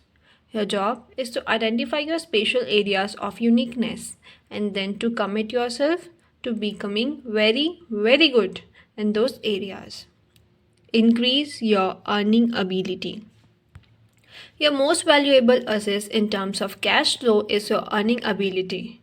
Your ability to work enables you to bring tens of thousands of dollars into your life every year by simply applying your knowledge and skills to your world. This is your ability to eat specific frogs faster and better than others.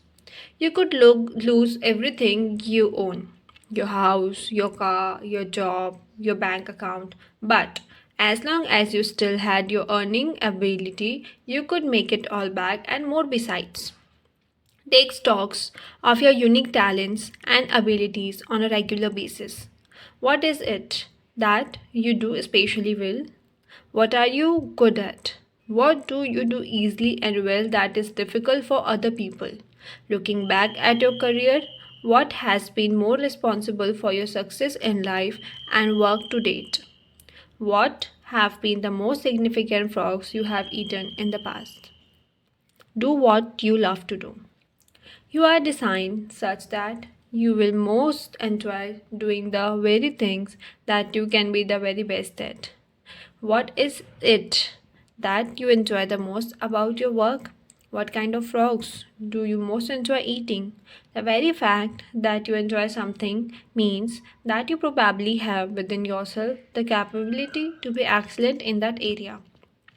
One of your great responsibilities in life is for you to decide for yourself what you really love to do and then to throw your whole heart during that special thing very, very well. Look at your various tasks and responsibilities. What is it that you do that gets you the most compliments and praise from the other people? What do you do that positively affect the work and performance of other people more than anything else? Successful people are invariably those who have taken the time to identify what they do well and most enjoy. They know what they do that really makes a difference in their work, and they then concentrate on that task or area of activity exclusively. You should always focus your best energies and abilities on starting and completing those key tasks that your unique talents and abilities enable you to do well and that make a significant contribution. You cannot do everything, but you can do those few things in which you excel, the few things that can really make a difference. Eat that frog. First, continually ask yourself these key questions. What am I really good at? What do I enjoy the most about my work? What has been most responsible for my success in the past? If I could do any job at all, what job would it be? If you won the lottery or came into an enormous amount of money and you could choose any job or any part of a job to do for the indefinite future, what work would you choose? Second, develop a personal plan to prepare yourself to do your most important task in an excellent fashion. Focus on those areas where you have special talents and that you most enjoy. This is the key to unlocking your personal potential. Read that from by Brain Tracy. Chapter 13. Identify your key constraints. Concentrate all your thought on the task at hand. The sun's rays do not burn until brought to a focus. Alexander Graham Bell. Between where you are today and any goal or objective that you want to accomplish, there is one major constraint that must be overcome before you can achieve the major goal. Your job is to identify it clearly. What is holding you back? What sets the speed at which you achieve your goals? What determines how fast you move from where you are to where you want to go? What stops you or holds you back from eating that frog that can really make a difference? Why are not you at your goal already? These are some of the most important questions you will ever ask and answer on your way to achieving high level of personal productivity and effectiveness. Whatever you have to do, there is always a limiting factor that determines how quickly and well you get it done. Your job is to study the task and identify the limiting factor or constraint within it. You must then focus all of your energies on elevating that single choke point. Identify the limiting factor in virtually every task, large or small. A single factor sets the speed at which you achieve the goal or complete the job. What is it? Concentrate your mental energies on that one key area. This can be the most productive use of your time and talents. This constraint may be a person whose help or decision you need, a resource that you require, a weakness in some part of the organization, or something else. But the limiting factor is always there, and it is always your job to find it. For example, the purpose of a business is to create and keep customers. By doing this in sufficient quantities, the company makes a profit and continues to grow and flourish. Every business has a limiting factor or choke point that determines how quickly and well the company achieves this purpose. It may be the marketing, the level of sales, or the sales force itself. It may be the cost of operation or the methods of production. It may be the level of cash flow or cost. The success of the company may be determined by the competition, the customer, or the current marketplace. One of these factors, more than anything else, determines how quickly the company achieves its goal of growth and profitability. What is it? The accurate identification of the limiting factor in any process and the focus on that factor can usually bring about more progress in a shorter period than any other single activity. The 80-20 rule applied to constraints. The 80-20 rule also applies to the constraint in your life and in your work.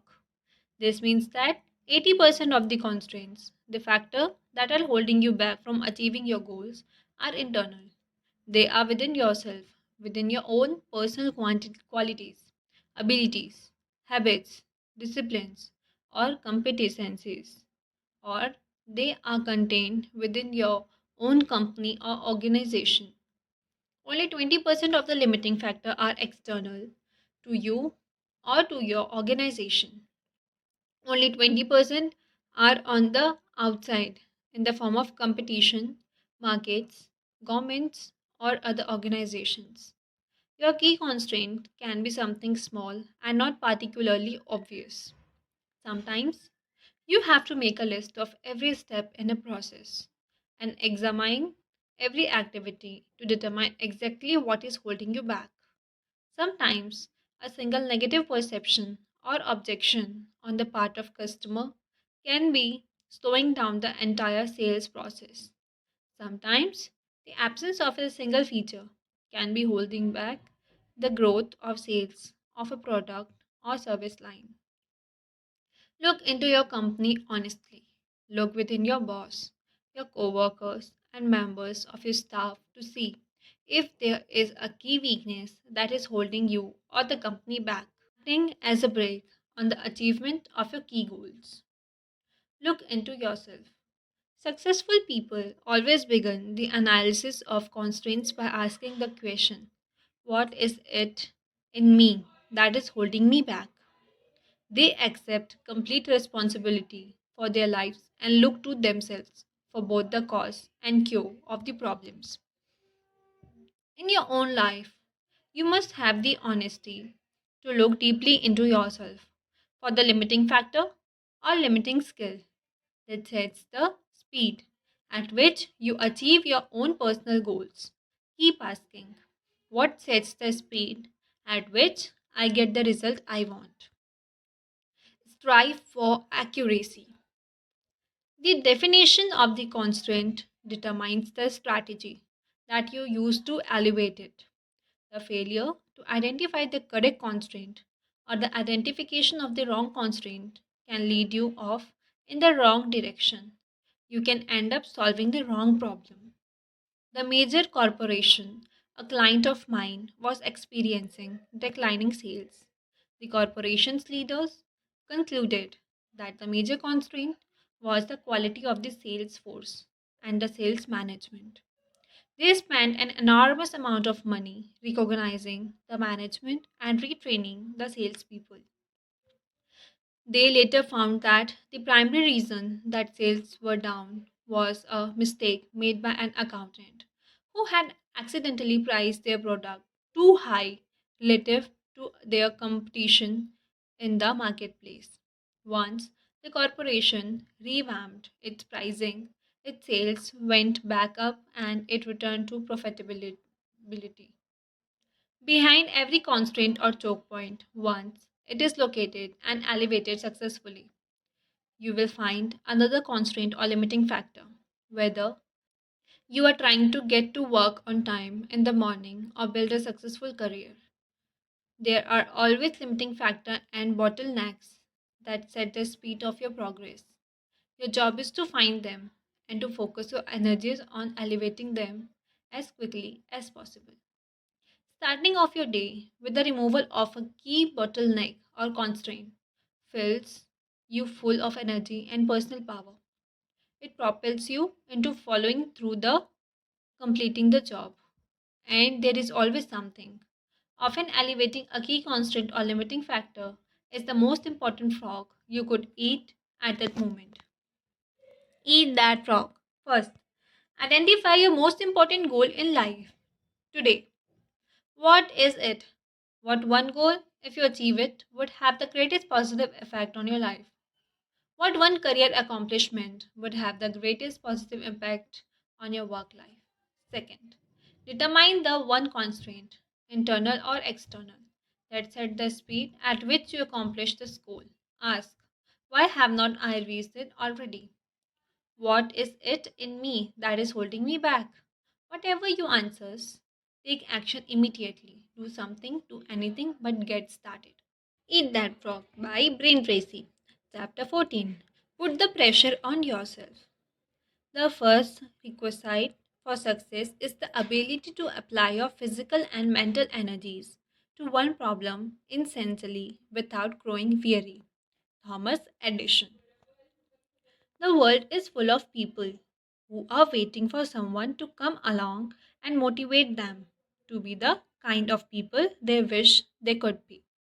The problem is that no one is coming to the rescue. These people are waiting for a bus on a street where no buses pass. If they don't take charge of their lives and put the pressure on themselves, they can end up waiting forever. And that is what most people do. Only about 2% of people can work entirely without supervision. We call these people leaders. This is the kind of people you are meant to be and that you can be it you decide to be. To reach your full potential, you must form the habit of putting the pressure on yourself and not waiting for someone else to come along and do it for you. You must choose your own frog and then make yourself eat them in their order of importance. Lead the feed. See yourself as a role model for others. Raise the bar on yourself. The standards you set for your own work and behavior should be higher than anyone else could set for you. Make it a game with yourself to start a little earlier, work a little harder, and stay a little later.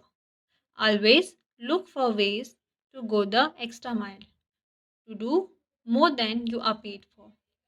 Your self esteem, the core of your personality, has been defined by psychologist Nathaniel Brandon as the reputation you have with yourself. You build up or pull down your reputation with yourself with everything you do or fail to do. The good news is that you feel better about yourself whenever you push yourself to do your best. You increase your self esteem whenever you go beyond the point where the average person would normally quit. Create imaginary deadlines. One of the best ways for you to overcome procrastination is by working as though you had only one day to get your most important jobs done. Imagine each day that you have just received an emergency message and that you will have to leave town tomorrow for a month.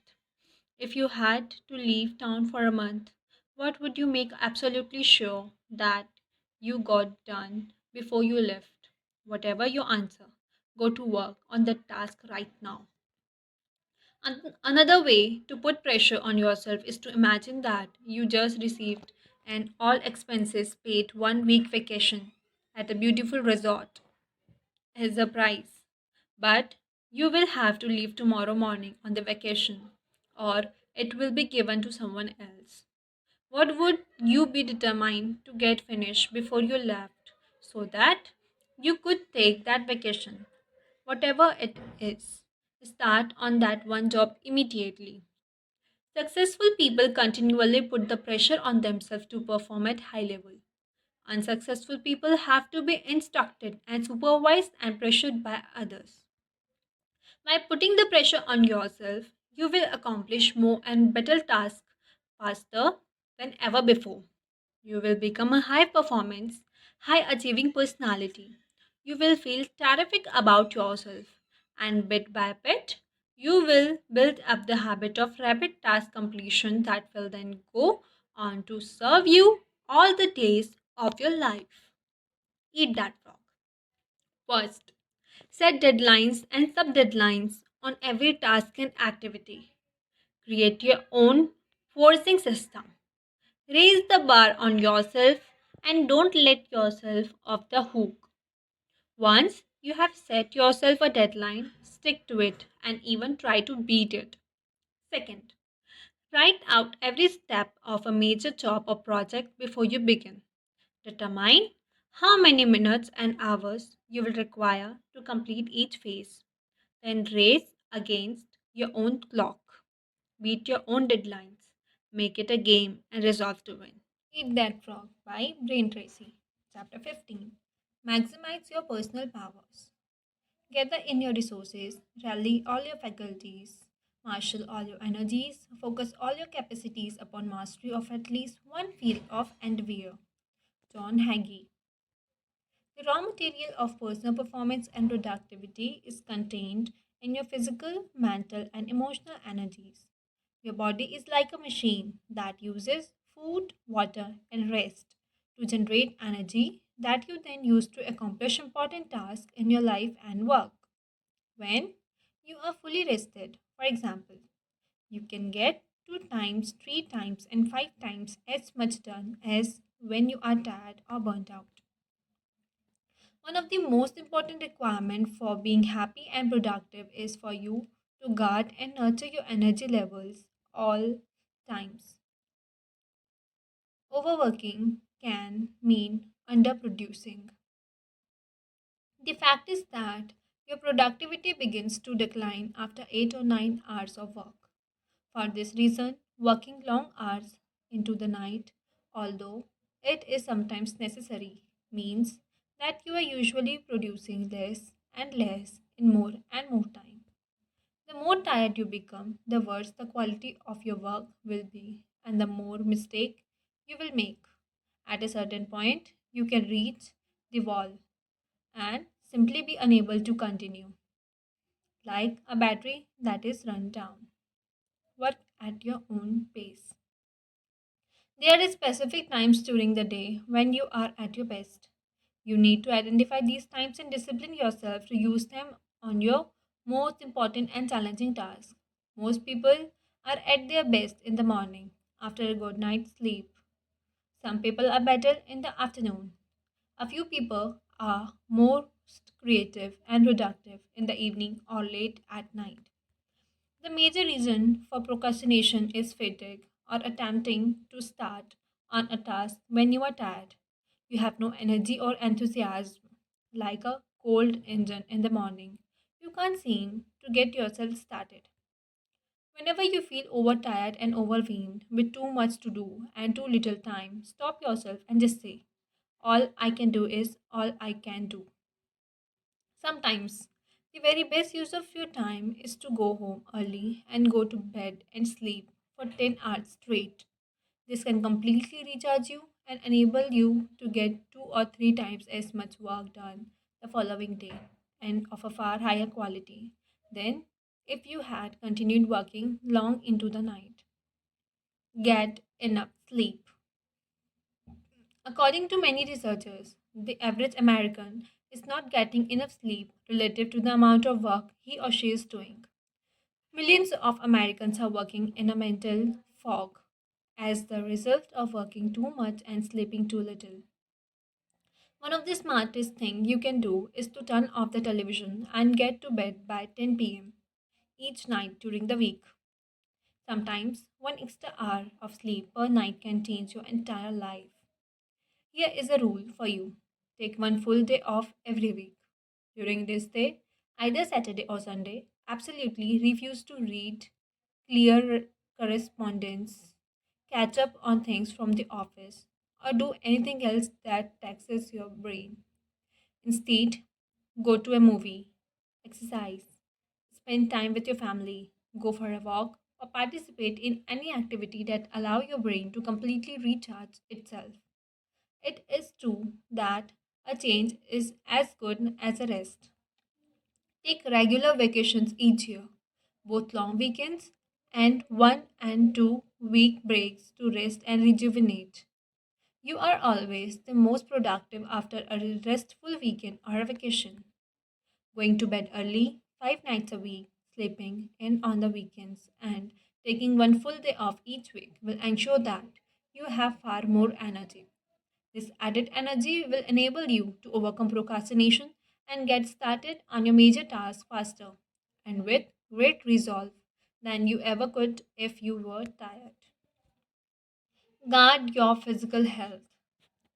In addition to getting lots of rest to keep your energy level at their highest, be careful about what you eat. Start the day with a high protein, low fat, and low carbohydrate breakfast. Eat salad with fish or chicken at lunch. Avoid sugar, salt, white flour products, and dessert. Avoid soft drinks, candy bars, and pastries. Feed yourself as you would feed a world class athlete before a competition because, in many respects, that's what you are before starting work each day. Aim to exercise upon 200 minutes each week. The agreed upon standard for excellent level of fitness. This is equal to about 30 minutes per day and can be achieved by going for a walk before or after work or by walking short stretches during the day. You can swim, use exercise equipment, or play sports. But build exercise into your daily routine, just as if it were a business appointment. By eating lean and healthy, exercising regularly, and getting lots of rest, you will get more and better work done easier and with greater satisfaction than ever before. The better you feel when you start work, the less you will procrastinate, and the more eager you will be to get the job done and get on with other tasks. High energy levels are indispensable to higher level of productivity, more happiness, and greater success in everything you do. Eat that frog first. Analyze your current energy level and your daily health habits. Resolve today to improve your level of health and energy by asking the following questions. What am I doing physically that I should do more of? What I am doing that I should do less of? What I am not doing that I should start doing if I want to perform at my best? What am I doing today that affect my health that I should stop doing altogether? Second, select one activity or behavior that you can change immediately to improve your overall level of health and energy. Practice that one action over and over until it becomes a habit. Then, select a second way to improve and begin on that. Whatever your answers are to the above questions, take action today. Eat That Frog by Brain Tracy. Chapter 16. Motivate yourself into action. It is in the compelling zest of high adventure and of victory and of creative action that man finds his supreme joys. Antoine de Saint-Exupéry. To perform at your best, you must become your own personal cheerleader. You must develop a routine of coaching yourself and encouraging yourself to play at the top of your game. Most of your emotions, positive or negative, are determined by how you talk to yourself on a minute to minute basis. It is not what happens to you, but the way that you interpret the things that are happening to you that determines how you feel. Your version of events largely determines whether these events motivate you or demotivate you, whether they energize or de energize you. To keep yourself motivated, you must resolve to become a complete optimistic. You must decide to respond positively to the words, actions, and reactions of the people and situation around you. You must refuse to let the unavoidable difficulties and setbacks of daily life affect your mood or emotions. Control your inner dialogue. Your level of self esteem, how much you like and respect yourself, is central to your level of motivation and persistence. You should talk to yourself positively all the time to boost your self esteem.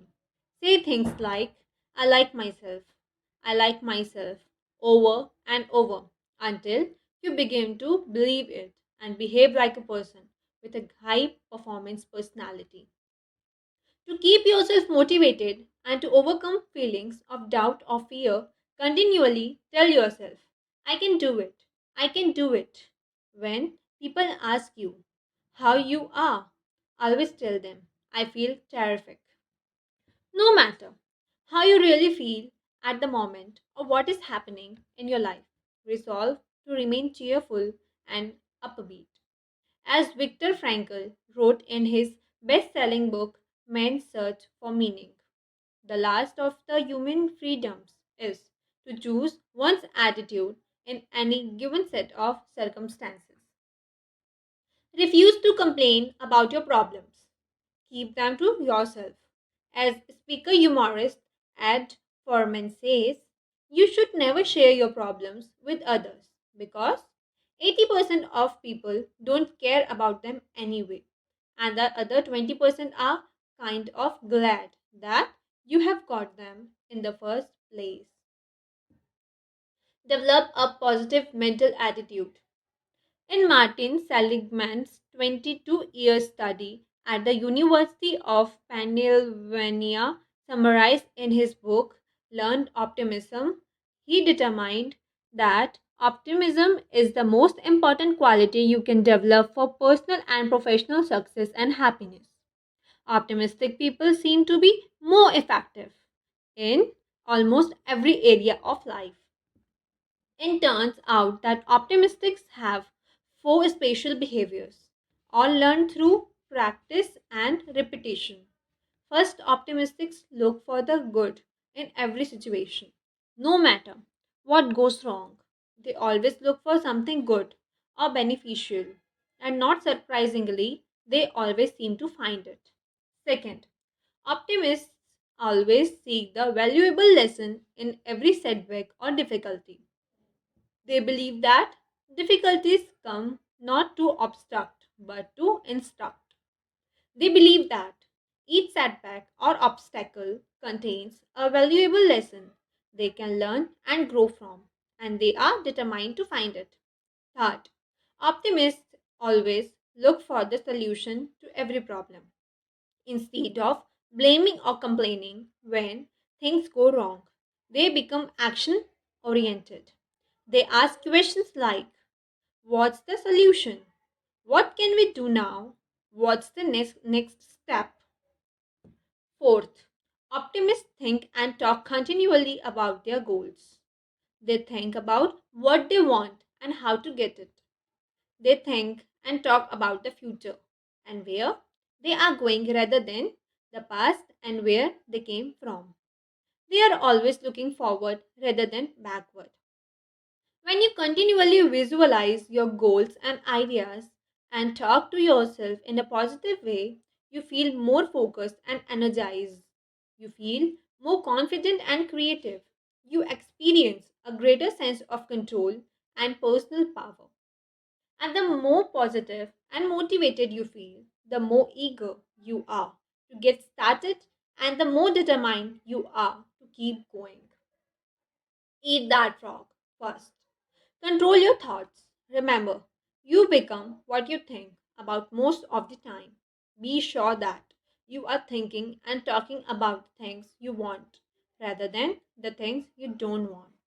Second, keep your mind positive by accepting complete responsibility for yourself and for everything that happens to you. Refuse to criticize others, complain, or blame others for anything. Resolve to make progress rather than excuses. Keep your thoughts and your energy focused forward on what you can do right now to improve your life and let the rest go. Eat That Frog by Brain Tracy. Chapter 17. Get out of the technological time sinks. There is more to life than just increasing its speed. Gandhi. Technology can be your best friend or your worst enemy. As we race into the 21st century, bombarded by information from all sides, many people seem to have an irresistible, if not obsessive, need to communicate continually with people everywhere in their personal and business life.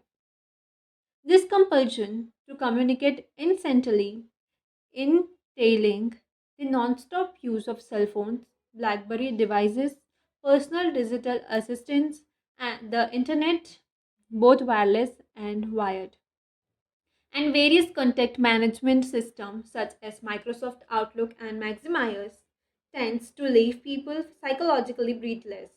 We have no time to stop, smell the roses, and collect our thoughts. You have a choice. At the same time, many high powered, high working, highly productive people functioning in the dead center of communication technology are not overwhelmed by technology. They seem to have their lives largely under control. Big gross manager of more than $600 billion in fixed income fund and bonds is famous for exercising regularly and meditating daily to keep centered while using no technology at all. He turns off his phones, leaves his BlackBerry in his office, and exercises without the continual interruption of people who have an overwhelming need to stay connected. And he says that he never misses an important message. For you to stay calm, clear headed, and capable of performing all your best, you need to detach on a regular basis from the technology and communication devices that can overwhelm you if you are not careful. Don't become addicted.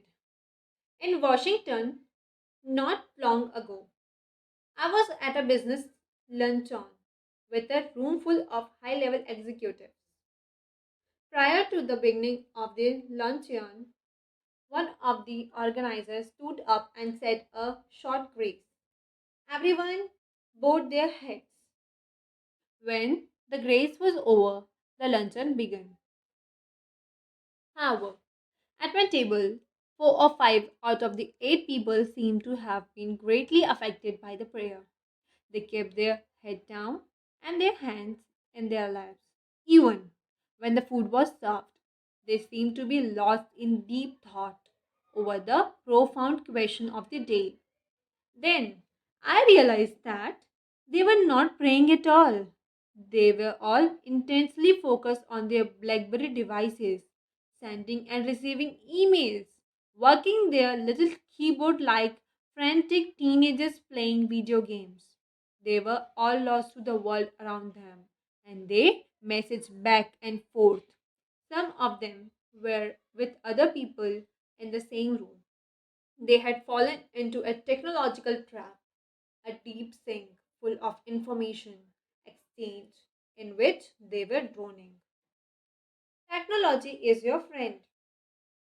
The purpose of modern technology is largely to increase the speed, efficiency, and accuracy of the transfer of information of all kinds. Technology is meant to help us improve the quality of our lives by enabling us to accomplish our key tasks and communicate with the key people in our world faster and more efficiently than ever before. But the use of communication technology can quickly become a form of addiction. People get up in the morning and immediately check to see if they receive any phone call or voicemail messages on their cell phones. They then race to their computer to pull up their email to see if anyone communicated with them overnight. They call the office to find out if anyone has done or said anything in the last few hours that they should know about. They check their Microsoft Outlook calendars, their personal digital assistants, their BlackBerry devices, and other form of communication technology every 5 or 6 minutes to make sure that they are not missing anything. This has to stop before it gets out of control. Take back your time. One of my clients with distributors in 19 states found himself bound and chained to his computer, receiving and responding to emails several hours each day. The more time he spent at his computer, the fewer of his other important tasks he was able to get done. The stress caused by these undone tasks building up like an avalanche overhang started to affect his personality, his health, and his sleeping habits. We taught him about the 80-20 rule and how it applied to emails. Fully 80% of the email that he received were of no value and should not even be opened. They should be deleted immediately. Of the remaining 20%, only 20% of those, or 4% of his email, actually required an immediate response of some kind. The other 16% could be ignored temporarily or transferred to an action folder where they could be dealt with one at a time. Standardize and delegate.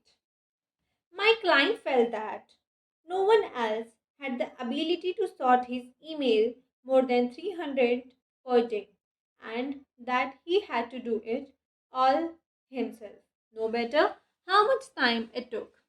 We encourage him to sit down with his secretary and go through his emails, showing her which one was important, which one were unimportant, and how to deal with the most common question and request. To his surprise, within 2 hours, his secretary knew enough to handle most of his email for him. From then on, she would come in each morning and delete the 80% of email that were of no value. She would transfer the essential emails requesting personal action by her boss into a separate folder. If there was a question about an email, she would transfer it to a process folder for him to look at his convenience. At our next meeting, he told me that he had tracked the result of this exercise and calculated that he was now saving 23 hours per week that he could spend on eating his frogs and completing his most important task. This simple exercise transformed his life, reduced his stress level, improved his health and energy, and made him a much more relaxed and positive person. Here is a question for you. How would your life change if you had an extra 23 hours each week with which to think, work, plan, talk with key coworkers, or even go for a walk with your spouse? Refused to be a slave. A journalist for Fortune magazine wrote recently that when he arrived back at the office after a 2 week vacation, more than 700 emails were waiting for him. He realized that it would take him a week to get through them all, during which time he would not be able to tackle any of the projects waiting on his desk. For the first time in his career, he took a deep breath and punched the delete all button, erasing those 700 emails forever. He then got busy with the projects that were really important to him and his company. His explanation was simple. I realized that just because somebody sent me an email, it does not mean that they own a piece of my life in terms of my having to reply to them now or ever. In addition, it occurred to me that if the email was really important, the sender would send it again. And that's exactly what happened. A servant, not a master. For you to be able to concentrate on those few things that make the most difference in your business or personal life, you must discipline yourself to treat technology as a servant, not as a master. Technology is there to help you, not to hinder you. The purpose of technology is to make your life smoother and easier, not to create complexity, confusion, and stress. One of the best tools for dealing with technology is to just leave it off. Resist the urge to start turning on communication devices as soon as you wake up in the morning. Leave the radio off. Leave the television off. Leave your cell phone off. Leave your computer off until you have planned and organized your day. Deliberately create zones of silence in your life where no one and nothing can break through and reach you. Maintain your inner calm by forcing yourself to stop on a regular basis and listen to the silence. Sometimes, to get more done of higher value, you have to stop doing things of lower value. Keep asking yourself, what's important here? What is important for you to accomplish at work? What is important in your personal life?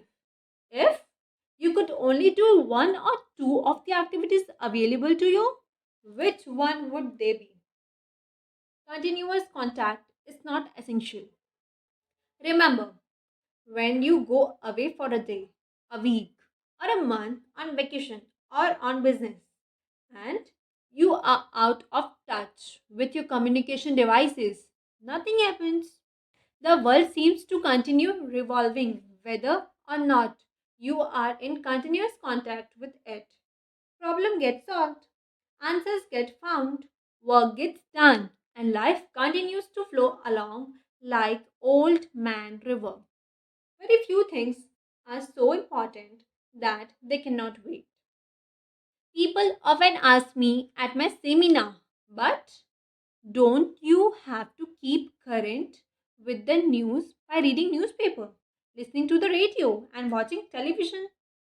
I tell them, if it is really important, someone will tell you. If something important happens at home, at work, in the country, or in the world, someone else can spend hours following the news for you. And he or she will usually tell you on the first possible occasion. Many people discontinue newspaper subscriptions, stop watching broadcast news on television, and refuse to listen to the radio.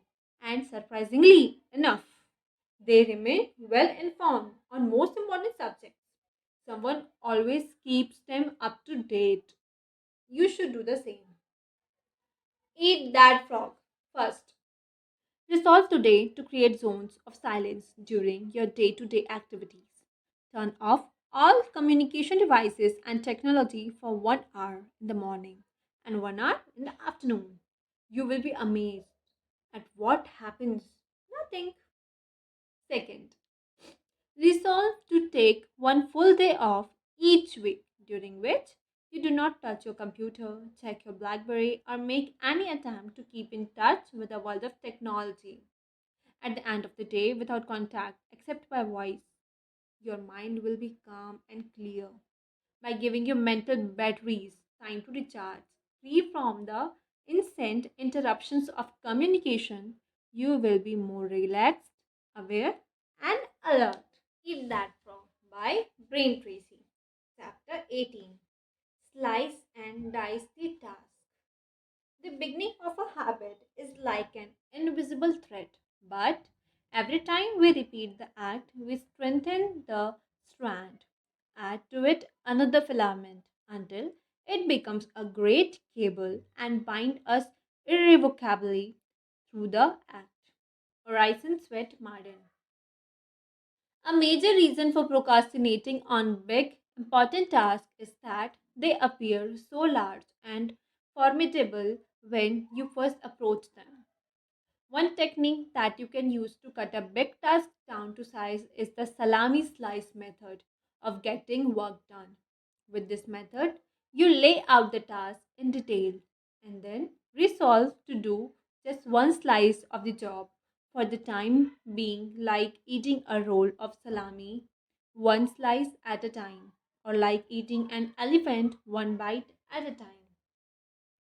Psychologically, you will find it easier to do a single small piece of a large project than to start on the whole job.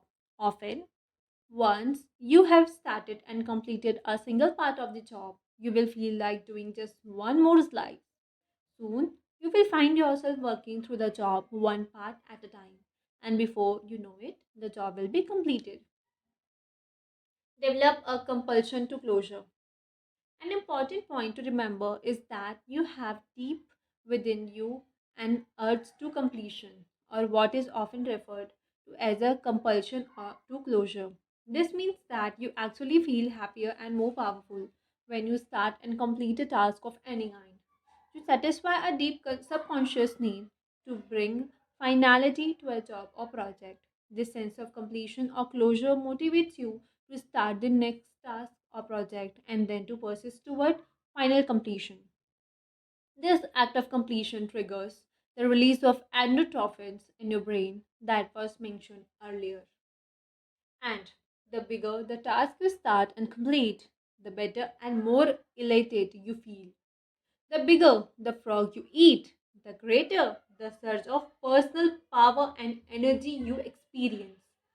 When you start and finish a small piece of a task, you feel motivated to start and finish another part, then another, and so on. Each small step forward energizes you. You soon develop an inner drive that motivates you to carry through to completion. This completion gives you the great feeling of happiness and satisfaction that accompanies any success. Swiss cheese your task. Another technique you can use to get yourself going is called the Swiss cheese method of working. You use this technique to get yourself into gear by resolving to punch a hole in the task, like a hole in a block of Swiss cheese.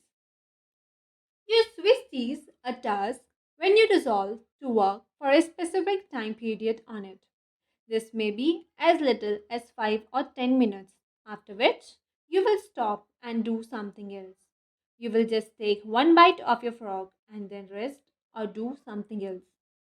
The power of this method is similar to that of the salami slice method. Once you start working, you develop a sense of forward momentum and a feeling of accomplishment. You become energized and enthusiastic. You feel yourself internally motivated and propelled to keep going until the task is complete. You should try the salami slice or the Swiss cheese method on any task that seems overwhelming when you approach it for the first time. You will be amazed at how helpful each technique is in overcoming procrastination.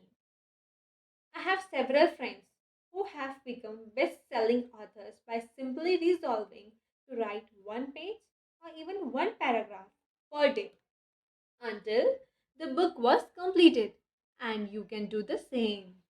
Eat that frog first. Put the salami slice or Swiss cheese technique into action immediately to get started on a large, complex, multitask job that you have been putting off. Second, become action oriented. A common quality of high performance men and women is that when they hear a good idea, they take action on it immediately.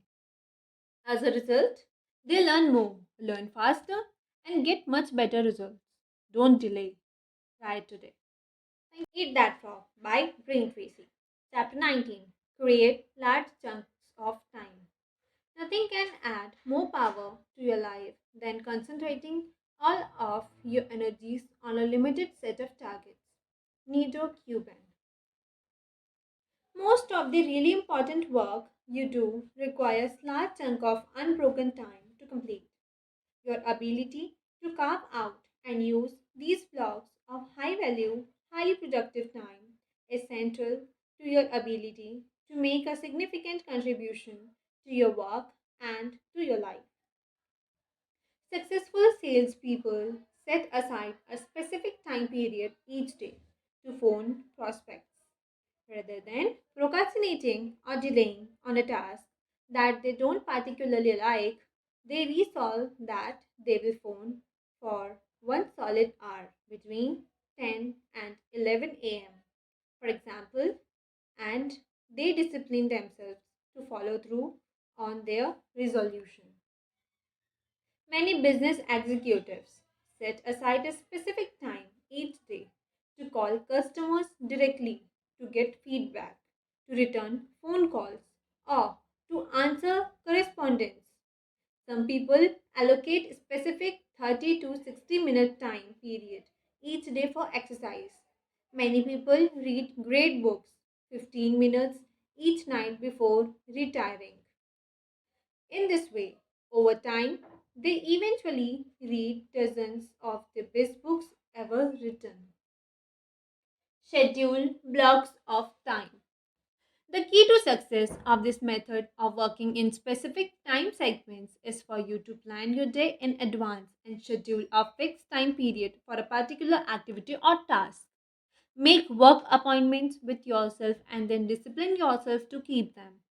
Set aside 30, 60, and 90-minute time segment that you use to work on and complete important tasks.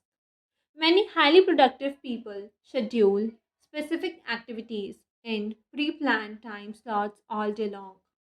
These people build their work lives around accomplishing key tasks one at a time.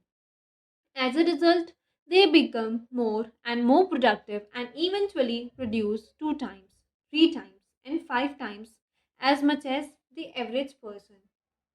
User time planner. A time planner broken down by day, hour, and minute are organized in advance can be one of the most powerful personal productivity tool of all.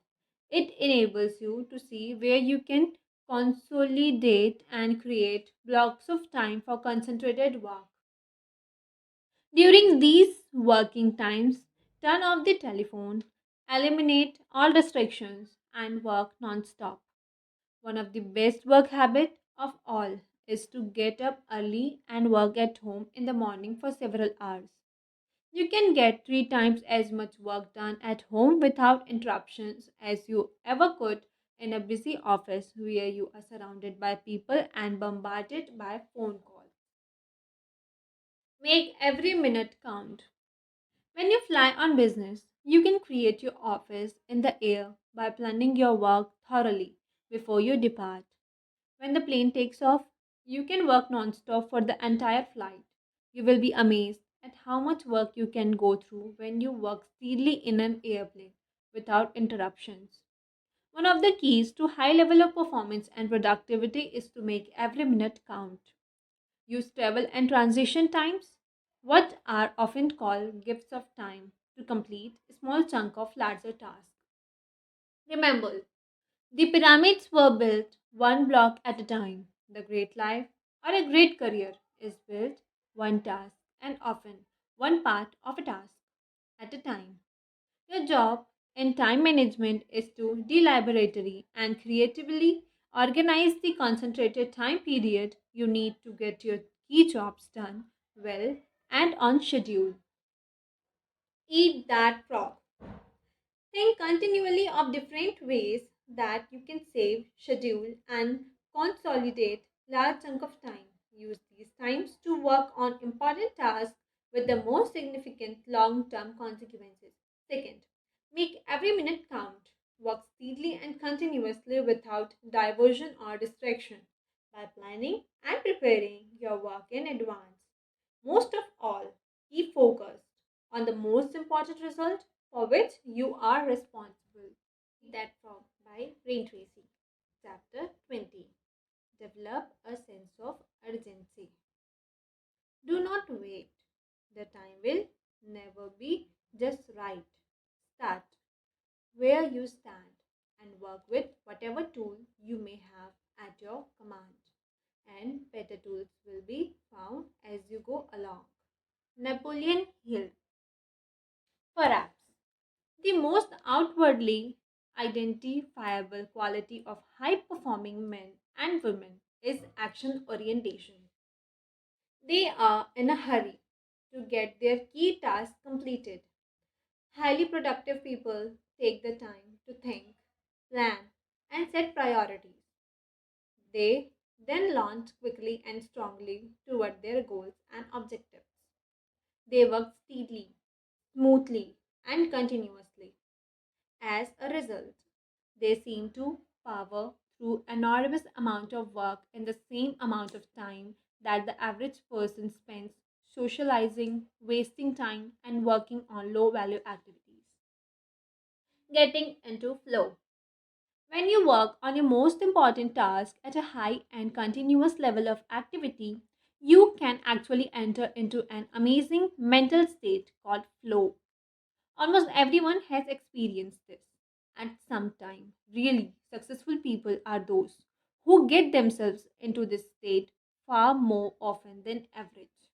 When you are in the state of flow, which is the highest human state of performance and productivity, something almost miraculous happens to your mind and emotions. You feel elated and clear. Everything you do seems effortless and accurate. You feel happy and energized. You experience a tremendous sense of calm and increased personal effectiveness. In this state of flow, identified and talked about over the centuries, you actually function on a higher plane of clarity, creativity, and competence. You are more sensitive and aware. Your insight and intuition function with incredible precision. You see the interconnectedness of people and circumstances around you. You often come up with brilliant ideas and insights that enable you to move ahead even more rapidly. Trigger high performance in yourself. One of the ways you can trigger this state of flow is by developing a sense of urgency. This is an inner drive and desire to get on with the job quickly and get it done fast. It is an impatience that motivates you to get going and to keep going. A sense of urgency feels very much like racing against yourself. With this ingrained sense of urgency, you develop a bias for action. You take action rather than talking continually about what you are going to do. You focus on specific steps you can take immediately. You concentrate on the things you can do right now to get the result you want and achieve the goals you desire. A fast tempo seems to go hand in hand with all great success. Developing this tempo requires that you start moving and keep moving at a steady rate. The faster you move, the more impelled you feel to do even more, even faster. You enter the zone. Build up a sense of momentum. When you regularly take continuous action toward your most important goals, you activate the momentum principle of success. This principle says that although it may take tremendous amount of energy to overcome inertia and get started initially, it then takes far less energy to keep going. The good news is that the faster you move, the more energy you have. The faster you move, the more you get done and the more effective you feel. The faster you move, the more experience you get and the more you learn. The faster you move, the more competent and capable you become at your work. A sense of urgency shifts you automatically onto the fast track in your career.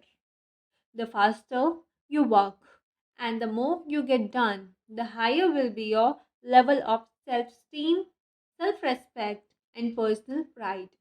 You feel in complete control of your life and your work. Do it now. One of the simplest and yet most powerful way to get yourself started is to repeat the word. Do it now, do it now, do it now. Over and over to yourself.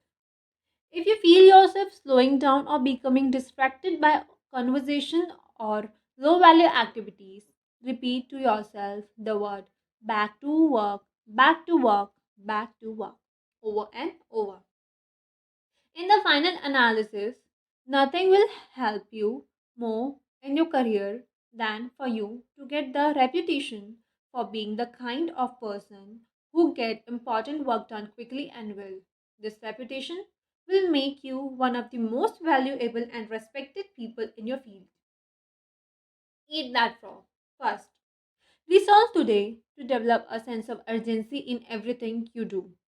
Select one area where you have a tendency to procrastinate and make a decision to develop the habit of fast action in that area. Second, when you see an opportunity or a problem, take action on it immediately. When you are given a task or responsibility, take care it quickly and report back fast. Move rapidly in every important area of your life. You will be amazed at how much better you feel and how much more you get done. Eat That Frog by Brain Tracy. Chapter 21. Single Handle Every Task. And herein lies the secret of true power. Learn by constant practice how to husband your resources and concentrate them at any given moment upon a given point. James Allen. Eat That Frog. Every bite of planning, prioritizing, and organizing comes down to this simple concept. Every great achievement of humankind has been preceded by a long period of hard, concentrated work until the job was done. Your ability to select your most important task, to begin it, and then to concentrate on it single mindedly until it is complete is the key to high levels of performance and personal productivity. Once you get going, keep going. Single handling requires the once you begin. You keep working at the task without diversion or distraction until the job is 100% complete. You keep urging yourself onward by repeating the words back to work over and over whenever you are tempted to stop or doing something else. By concentrating single mindedly on your most important task, you can reduce the time required to complete it by 50% or more. It has been estimated that the tendency to start and stop a task, to pick it up, put it down, and come back to it can increase the time necessary to complete the task by as much as 500%. Each time you return to the task, you have to familiarize yourself with where you were when you stopped and what you still have to do. You have to overcome inertia and get yourself going again. You have to develop momentum and get into a productive work rhythm. But when you prepare thoroughly and then begin, refusing to stop or turn aside until the job is done, you develop energy, enthusiasm, and motivation. You get better and better and more productive. You work faster and more effectively. Don't waste time. The truth is that once you have decided on your number one task, anything else that you do other than that is a relative waste of time. Any other activity is just not as valuable or as important as this job based on your own priorities. The more you discipline yourself to working non-stop on a single task, the more you progress along the efficiency curve. You get more and more high quality work done in less and less time. Each time you stop working, however, you break this cycle and move back along the curve to where every part of the task is more difficult and time consuming. Self discipline is the key. Albert Hubbard defined self discipline as the ability to make yourself do what you should do when you should do it, whether you feel like it or not. In the final analysis, success in any area requires tons of discipline. Self discipline, self mastery, and self control are the basic building blocks of character and high performance.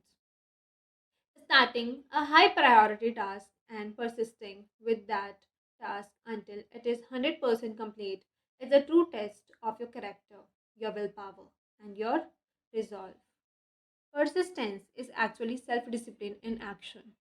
The good news is that The more you discipline yourself to persist on a major task, the more you like and respect yourself, and the higher is your self esteem. And the more you like and respect yourself, and the easier it is for you to discipline yourself to persist even more. By focusing clearly on your most valuable task and concentrating single mindedly until it is 100% complete, you actually shape and mold your own character. You become a superior person. You feel stronger, more competent, more confident, and happier. You feel more powerful and productive. You eventually feel capable of setting and achieving any goal. You become the master of your own destiny. You place yourself on an ascending spiral of personal effectiveness on which your future is absolutely guaranteed. And the key to all of this is for you to determine the most valuable and important thing you could possibly do at every single moment and then eat that frog. Eat that frog. First, take action. Resolve today to select the most important task or project that you could complete and then launch into it immediately. Second, once you start your most important task, discipline yourself to preserve without diversion or distraction until it is 100% complete. See, it has a test to determine whether you are the kind of person who can make a decision to complete something and then carry it out. Once you begin, refuse to stop until the job is finished. Eat That Frog by Brain Tracy. Conclusion: putting it all together. The key to happiness, satisfaction, great success, and a wonderful feeling of personal power and effectiveness is for you to develop the habit of eating your frog first thing every day when you start work. Fortunately, this is a learnable skill that you can acquire through repetition. And when you develop the habit of starting on your most important task before anything else, your success is assured. Here is a summary of the 21 great ways to stop procrastinating and get more things done faster. Review these rules and principles regularly until they become firmly ingrained in your thinking and actions, and your future will be guaranteed. First, set the table. Decide exactly what you want. Clarity is essential. Write out your goals and objectives before you begin. Second, plan every day in advance. Think on paper. Every minute you spend in planning can save your 5 or 10 minutes in execution. Third, apply the 80-20 rule to everything. 20% of your activities will account for 80% of your result. Always concentrate your efforts on that top 20%. Fourth, consider the consequences. Your most important tasks and priorities are those that can have the most serious consequences, positive or negative, on your life or work. Focus on these above all else. Fifth, practice creative procrastination. Since you can't do everything, you must learn to deliberately put off those tasks that are of low value so that you have enough time to do the few things that really count. 6. Use the ABCDE method continually.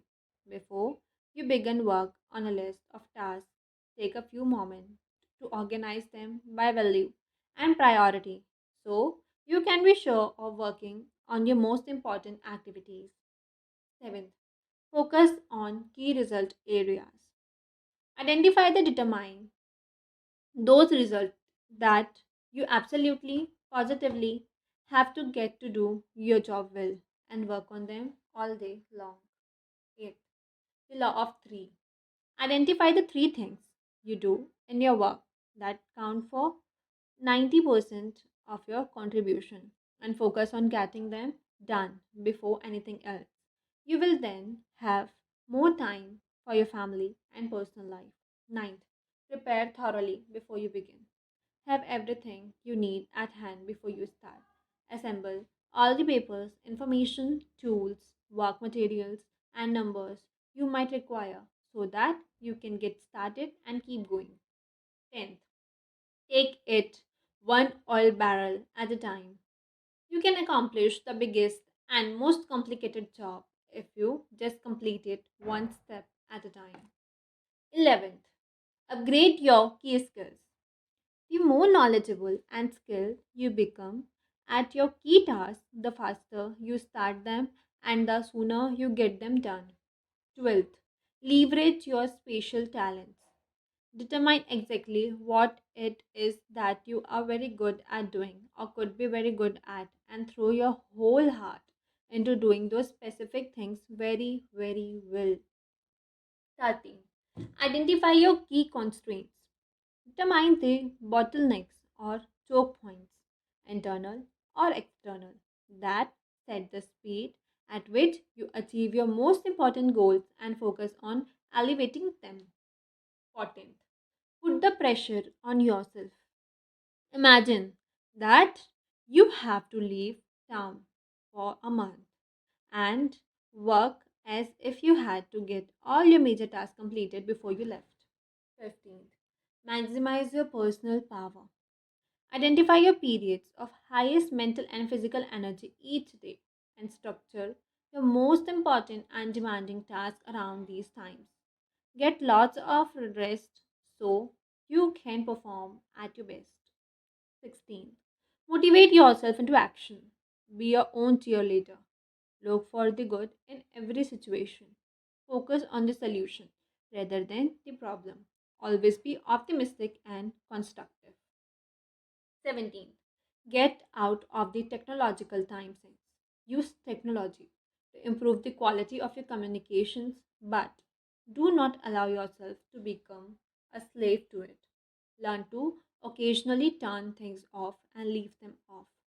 18th, slice and dice the task. Break large, complex tasks down into bite sized pieces and then do just one small part of the task to get started. 19th, create large chunk of time. Organize your days around large blocks of time where you can concentrate for extended period on your most important tasks. 20.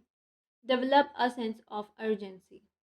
Make a habit of moving fast on your key tasks. Become known as a person who does things quickly and well. 21st, single handle every task. Set clear priorities. Start immediately on your most important task and then work without stopping until the job is 100% complete. This is the real key to high performance and maximum personal productivity. Make a decision to practice these principles every day until they become second nature to you.